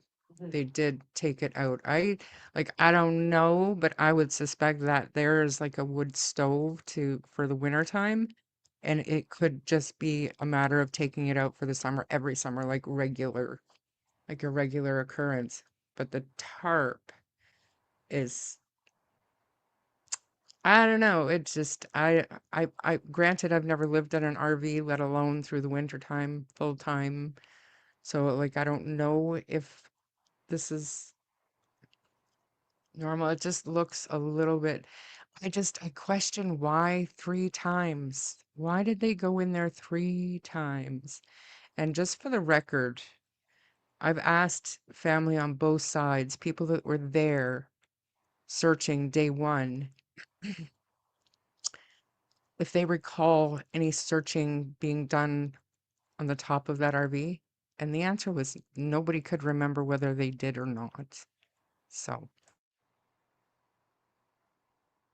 So this is a picture showing back when they did the interview that the pipe was actually not there and going up. And then you've got that one where the pipe is going up. So that shows the difference. yeah, and I think that, Yeah. I mean, that spells to me, I don't know for sure, but I would think it would be like some kind of heating system. It is blackened at the top, like an exhaust would be. I don't know. What do you guys think? I would agree it's for heat. Um, but I don't understand why you would take it off in the summer necessarily and still have just the piece that comes out of the window. But Yeah. I've never lived in an RV in the winter, so maybe there is a reason. It's just another one of those odd things. And like the door is propped open there too, see? In this picture? Like Yeah, it's and got that all blue. Can you zoom in and see what that blue thing is? Is that just like a jug of water or something propping the door open? and there's no floor. Well, So when remember, I she took zoom all in, the it just cupboards gets out. She, really blurry, but it yeah, looks like it's just something propping the door, possibly. I know. But I mean, she but renovated. She took all the cupboards out. Remember? yeah. And the floor, it looks like. And I understand that people do tarp their RVs, like to protect the roofs and stuff. But I mean, all the ventilation is covered up as well. Like all the not like the built-in exhausts are covered. That's what I'm saying. It's odd to me. Like, are they whirlybirds? But those are for ventilation. So do you Yeah, cover those up in the wintertime to protect your roof? But if somebody's living in there, you'd think they would need ventilation. It's just odd placement. So I don't know if we have a picture of the top of it, in June, July, August, whatever, like later on in the summer, but this is early on. yeah. This is prior to the renovation, and you can tell because the shed isn't painted.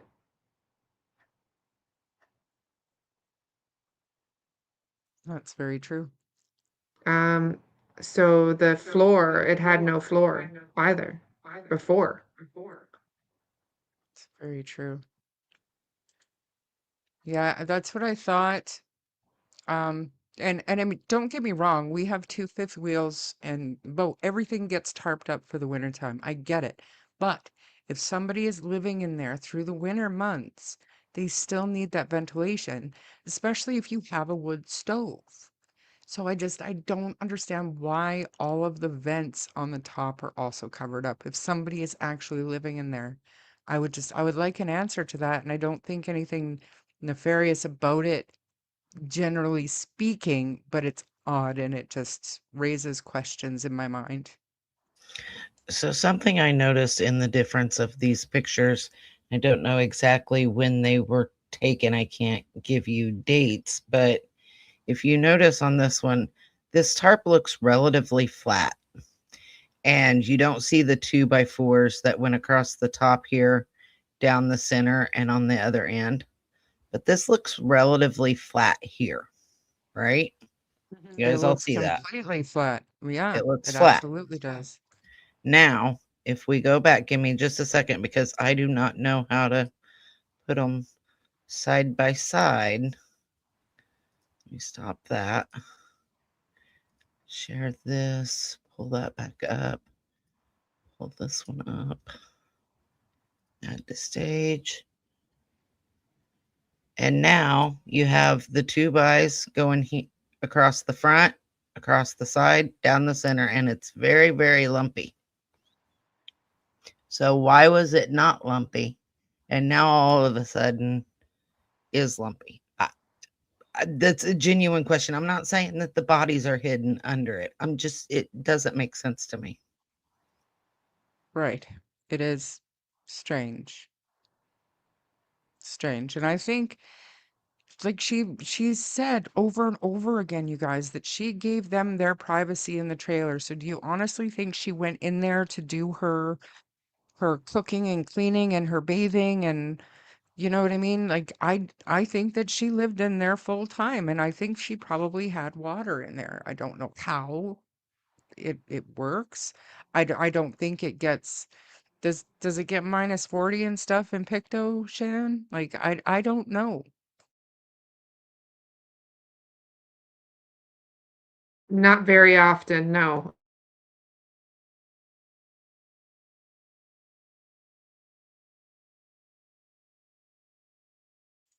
That's a good point, knitted.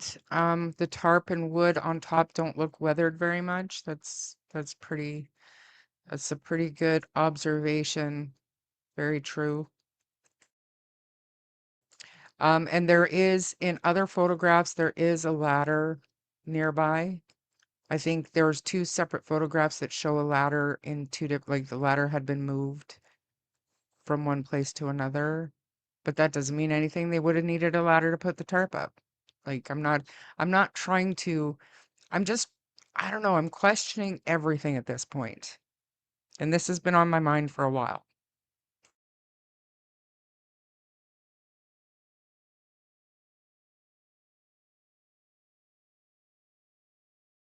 I just don't know why the door's propped open. Like, there's only a few months of the year where we don't have bugs. So, um, uh, With it zoomed out like this, that blue thing almost looks like maybe a coffee can or a bucket. Yeah, So for maybe cigarettes, no something doubt. for her cigarettes. But you look in there and there it looks like plywood on the floor. And it is prior to the renovations. And there you also clearly see that there was no gate leading out into the driveway. There's a big gap right there.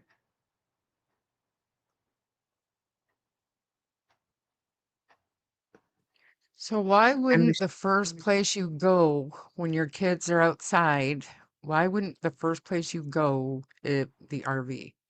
Was it That's because what they I've didn't said think since Janie was day home one. either? That Did they is what think, I've said since day one. Why did they yeah. not at least open the door, look in, and holler in? Whether they thought she was home or not, it doesn't mean the kids couldn't have went out there and went in the RV. 10 whole unless they weren't minutes. welcome in there? 10 whole minutes of Daniel yelling outside before Janie comes out and sees Malaya standing there. It makes 0 sense. It Not would have just been the that, first. okay. Yeah. Not just that, okay. So you come out, you hear Daniel calling for the kids, so you come out, you see Malia standing there with the baby, and um, what's going on? Malia said, kids, kids are missing, and instead of saying, I just heard them. What are you talking about? What do you mean the kids are missing? We get how long? So that begs the question, how many times, how often does this happen? Or why you lying? You know, it's one of the two, because I that's not normal. You just reminded me, I actually heard from someone that Janie didn't actually come out with the story that she had heard the kids um, right away.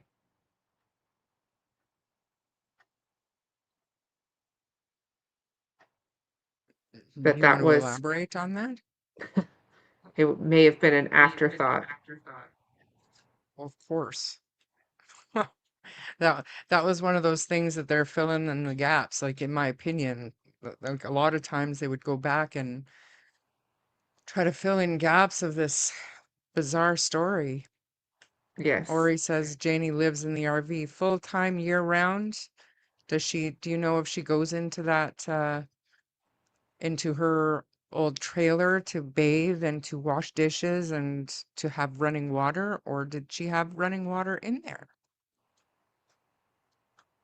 So something I noticed, and because of my job, I do not see that she has water hooked up to this trailer. Does it mean that it's not possible? No. I mean, they could have it a hose or Yeah, they have the something, internal tank. and We another we hookup or don't something.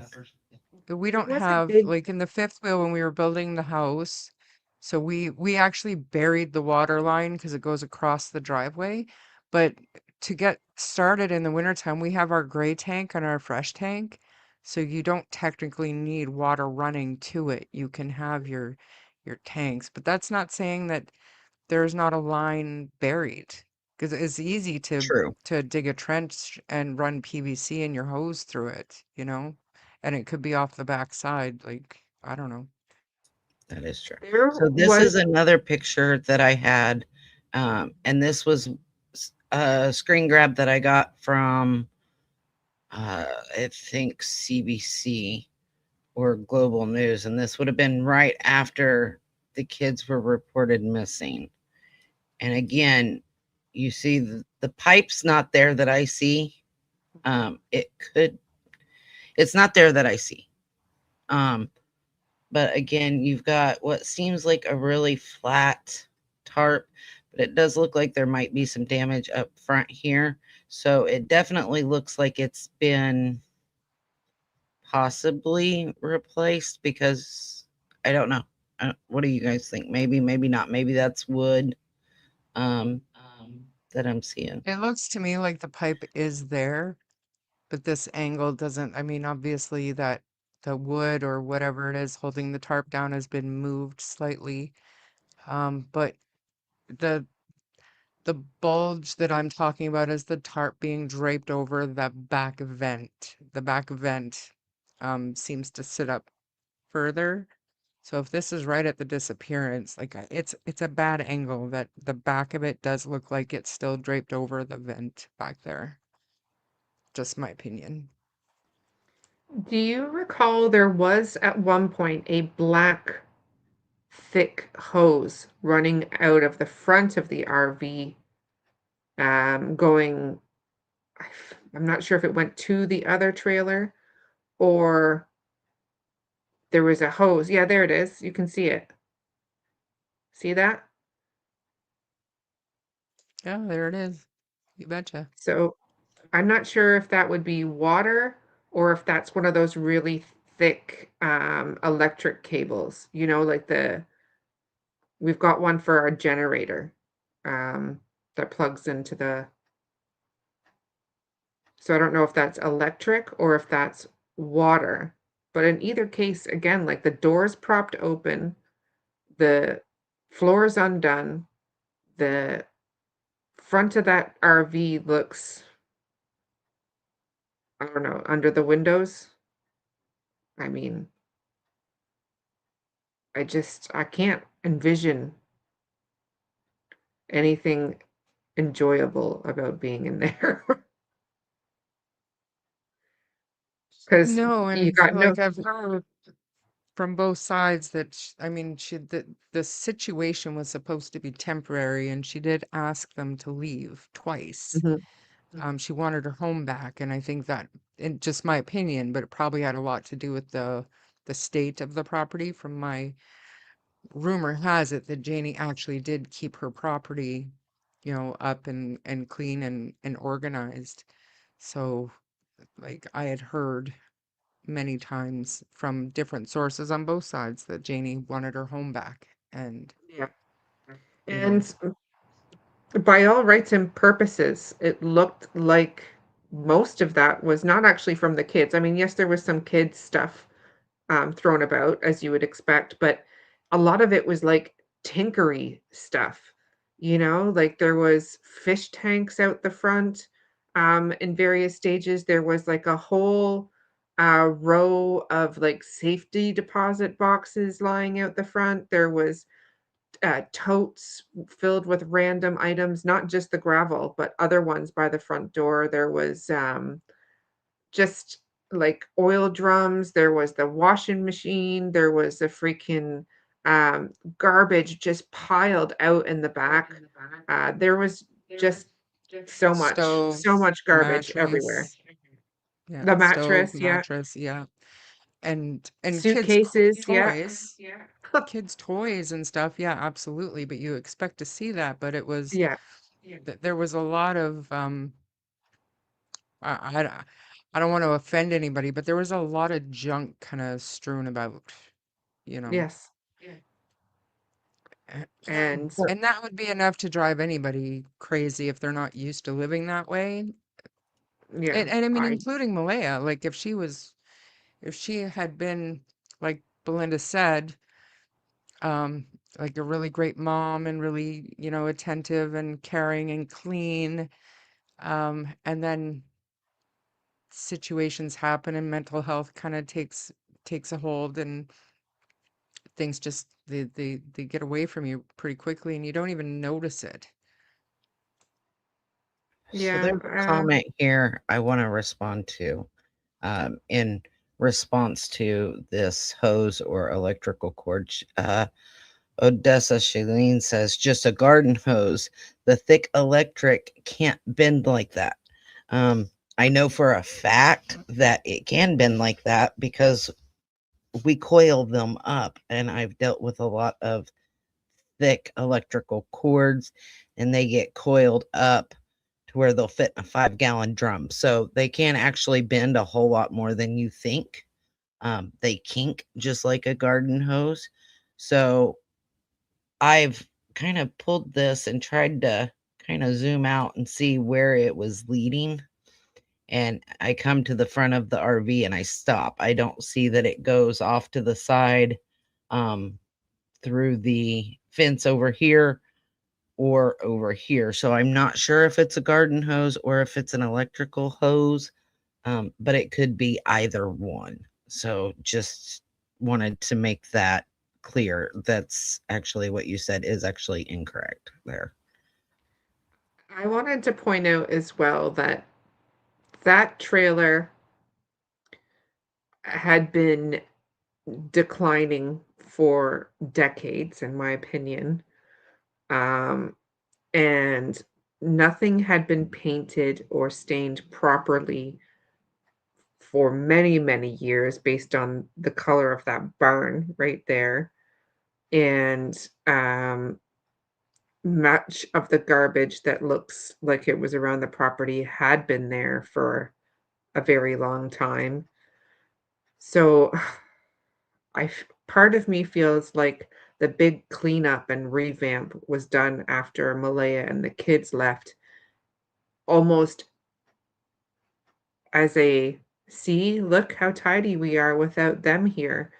But in reality, the trailer had been, if from the pictures that I saw of the inside, it looked like, it had been in a declining state for some time.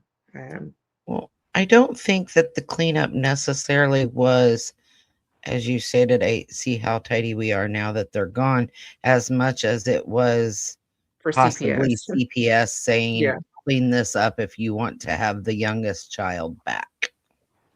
yeah.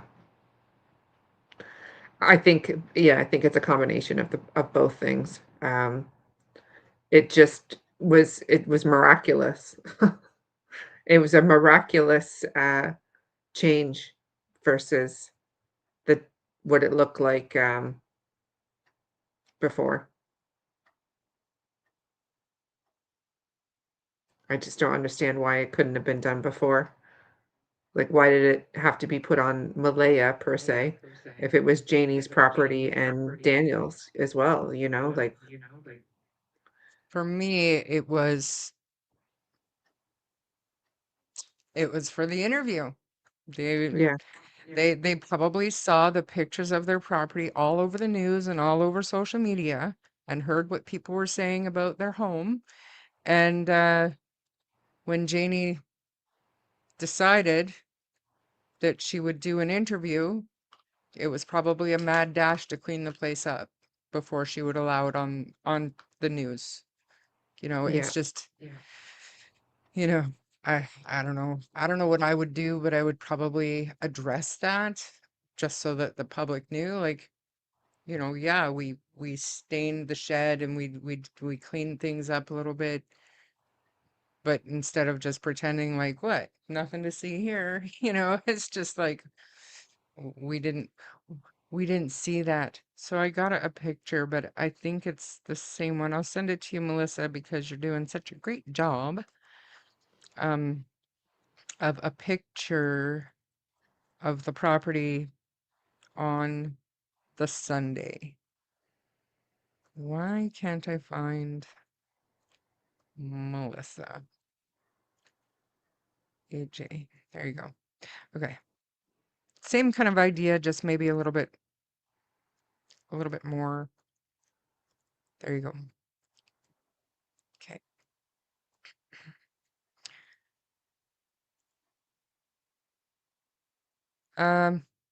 So yeah, Janie's trailer was searched twice by search and rescue and once by the police. The sock and undies were found by Larrig Road. Um, okay.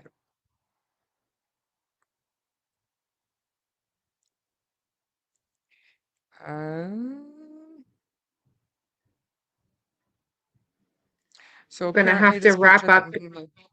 I'm okay. gonna have to wrap up myself here because I gotta go and cut my daughter's hair. She wants me to give her a Oh, trim, and I promised I would. fun. Well, thank you for coming. and spending a couple hours with us, and you know, just keeping the conversation going. No Yeah, matter no, what we all believe and where we go, I think that we all have the same goal, and it's just to keep talking. It's all that matters. well, I can talk for Canada, so I there won't be anybody shutting me up anytime soon. So thank you for having me on.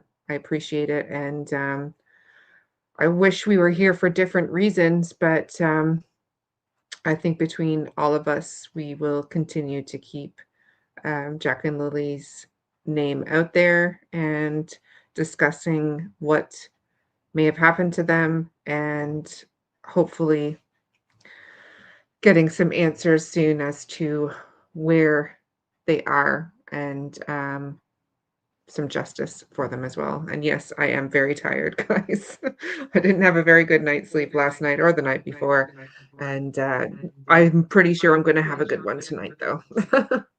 Excellent. So we will definitely talk to you later. Thanks again, Shan. Okay. Bye, Shar. And Bye, Melissa.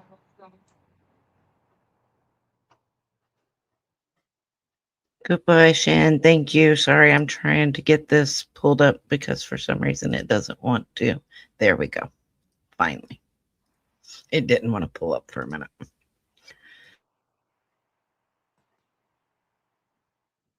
so this is actually from Sunday. Uh, I believe it's Tint's drone footage. It's a picture taken from Tint's drone, from my understanding. So again, there's that, see on the back, it's not as raised, it's not as widely spread as it is in the other picture. You can see where it's over the vent. Like I'm saying, it's over the vent in the back there. You can see that. But in the other picture, it's spread out. I don't know. I Maybe agree, I'm Sharp. crazy. But something I notice is this dark spot right here. I don't know if you guys can see my mouse. That's what I'm talking about. That's where the vent is. That's where it's raised up. That's It exactly where looks I'm talking wet. about. In the other pictures, it's more, it almost looks like there's like air or something under there, I don't know, like a, Well, what I'm thinking is because this looks wet, if they didn't put something there to cover that vent so that if the tarp leaked, water wasn't getting through. And maybe that's why it's raised up in the other picture. very well could be. And why it bothers me so much, like why it's in my brain so much, I cannot justify it to anybody. But it's just one of those things that stuck out. And I'm wondering what,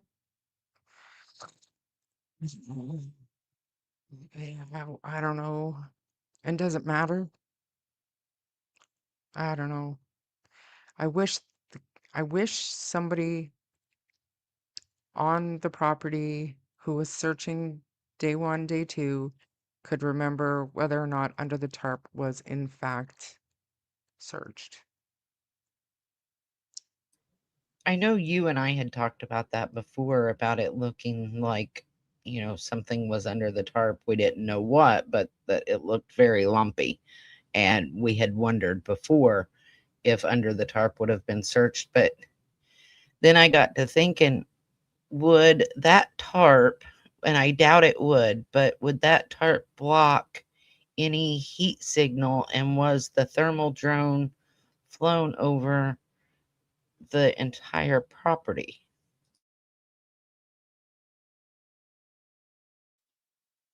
Thing is, like to me, and I don't know, I'm obviously not an expert, but and I do not want to get graphic, but had the kids been up there at some point, I don't know that a heat drone would have picked it up, depending on how long they were there. And if we're just going to generally speak here, when we have decomp happening, what is that? That's gases. And what happens with gas fumes? They rise. So if you've got an elevated surface and if fumes are rising, I don't know that a scent dog would have picked it up. If they're wrapped up and moved relatively soon, like after 6 days, 7 days, like I don't know.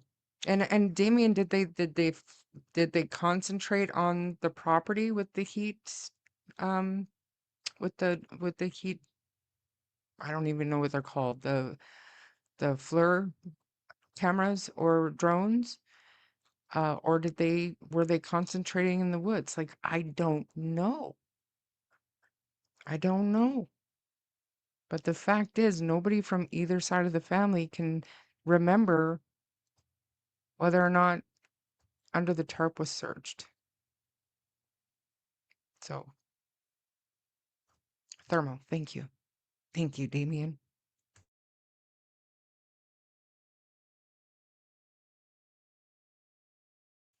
Melissa, I have to go number one. I'll be right back, okay?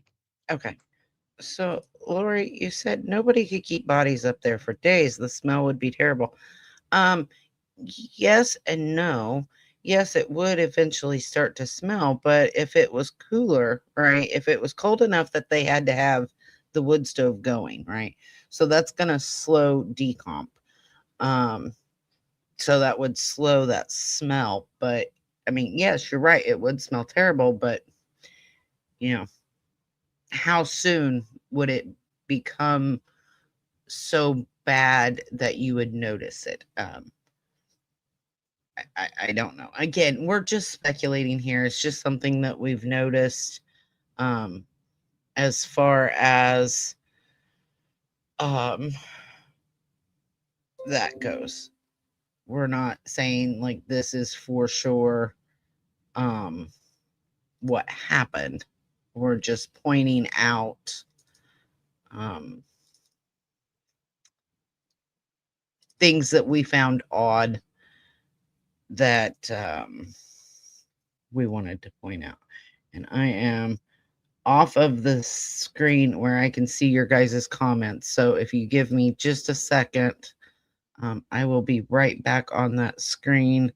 I just need to put these things in a folder. And I'll show you why here in just a second. So give me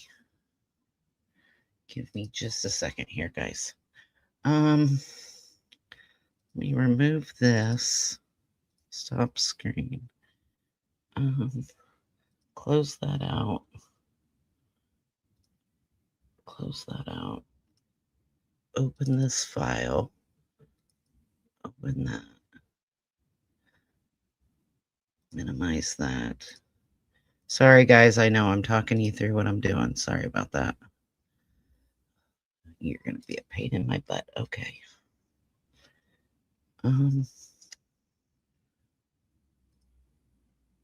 See, this is why she doesn't need to put me in charge of the pictures, because I can't get my crap to work half the time.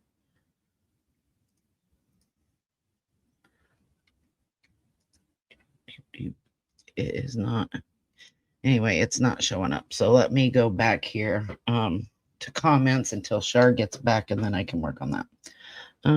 So just from personal experience with the heat, sensing drones, a tarp would not prevent the heat from shining. And I know there are tarps that will, right?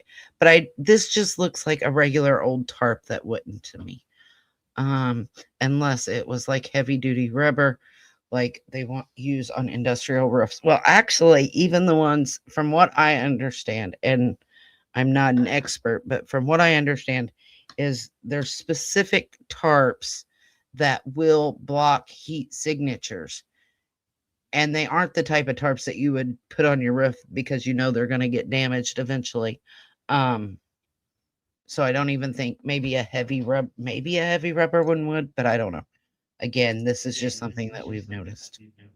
But I honestly don't think that that's logical because they weren't rolling in the dough and they weren't going to run out to Canadian Tire and buy a specialized rubber tarp for this purpose. It would be something like their regular winter time tarp.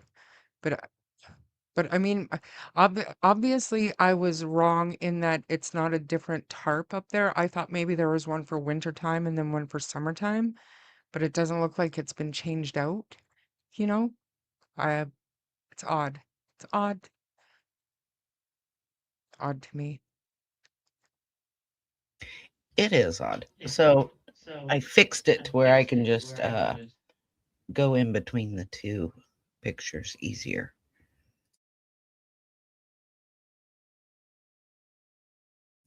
Well, that's the thing, Seawood. We don't know that the tarp was changed. I kind of with Shar here. I don't think that it was necessarily changed as we don't know.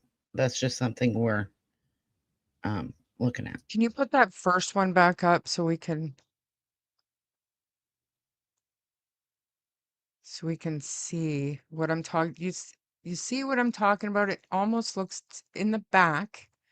It almost looks like there's kind of airflow or something going through there, or there's something under there. I'm telling you, that's something, and it's different than the other picture. So It it is. could And just be, yeah. something, I said a while ago about it looked like it was wet, and maybe they put that wet area kind of looked like it was over here by this pipe.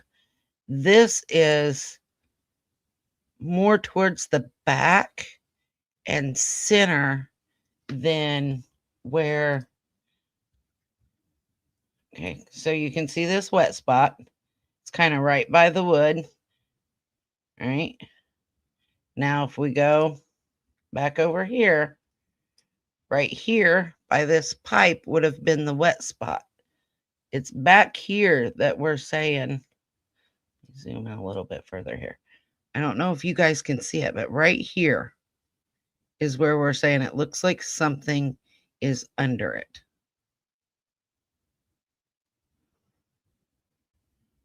And that's not like a little something, and that's why I'm questioning if it's just airflow, some maybe wind or something that day. I don't know. It's odd. Well, I don't think it's necessarily the wind because of a couple of reasons. One, it's boarded here, it's boarded here, it's boarded here, and here. It's also boarded right here. So the wind, you would see it peaked up right here, right?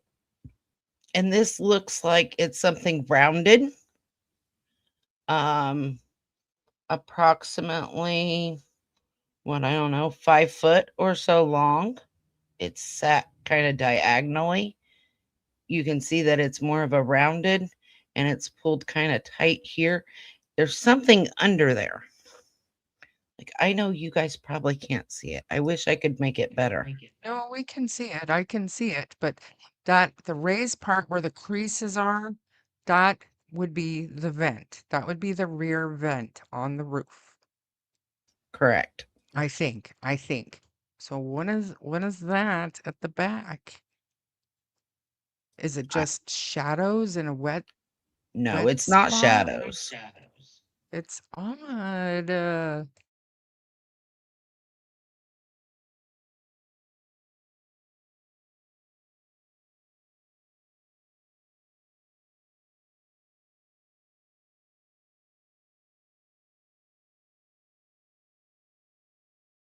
So you said air conditioner. So generally, I don't know about the older RVs, but I am around RVs all summer long. You would have, where's my mouse? You would have an air conditioner approximately here and here, not back here, not in a diagonal fashion, not rounded like that. The air conditioner would set up higher. Now, there is you can't really see it very good here. There's an elevated area, which looks like it could be possibly an air conditioner. This back here would not be an air conditioner.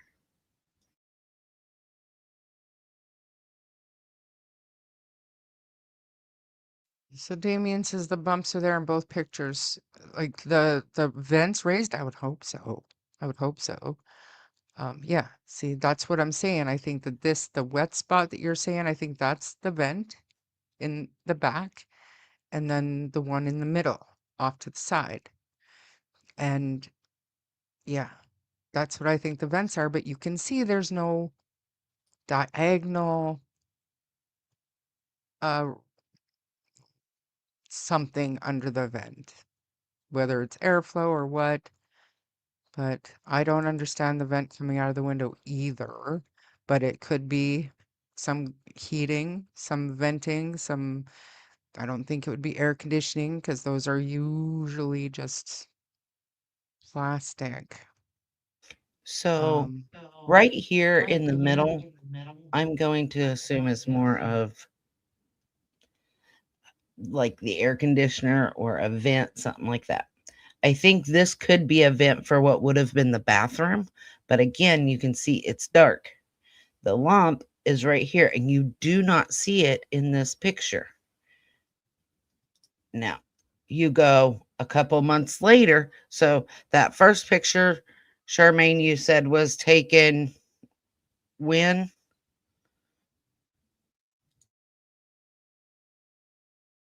You're muted. that was from um, Tint's drone footage. So you're saying that the one with the lumps is later?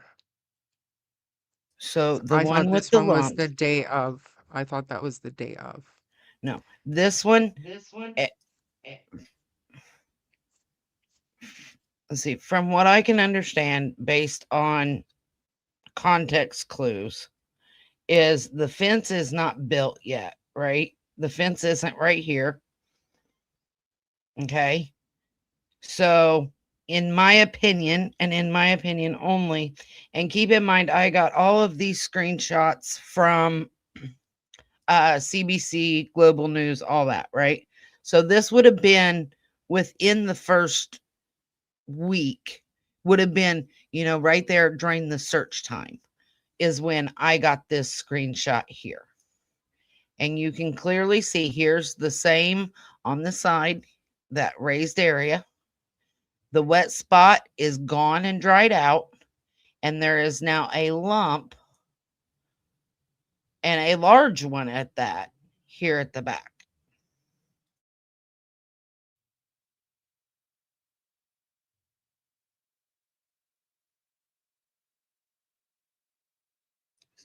So Lynn says that's a rolled up shape, in my opinion. I agree. And I agree because the way it is curved, right? It's curved here. It's got a curved kind of corner here and here. It's wider here and not as wide here. I agree. It seems like it's rolled up. But what is it?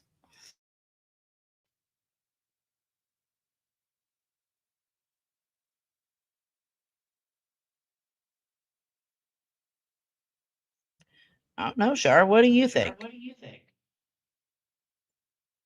If I knew, I wouldn't be talking about it. I'd just be telling you. I think I have no idea what to think. I think it's outlandish. I think it is reaching, but I think it's interesting to talk about. Um, and what are the implications? Like, what are we getting at? You know what I mean? Like, I'm not going to say it, but because I don't believe it wholeheartedly. But I mean, it's something. There's something with this. I'm not. I'm glad that we pulled it up today because I thought maybe I'm just over, like, maybe I've just got tunnel vision. Maybe I'm seeing things. Maybe. Y- Ron, just speaking up now. Go wait in the car. Why doesn't someone just ask the RCMP? Do you think they'd tell us if they searched on top of the RV? I don't think they'd tell us. So I don't know what you think, Shar, here about where it says excess tarp rolled up under. Now, I could almost agree with that if it was straight across, if it was diagonal like this, if it was up and down like this, not diagonal, large, not uniform in size. What do you think about that, Shar?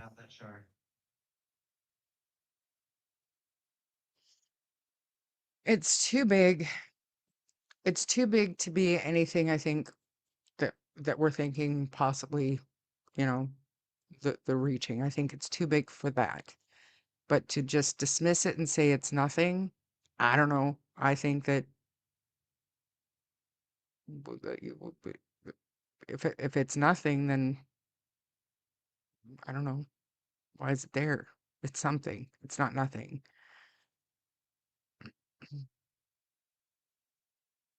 I'm gonna have to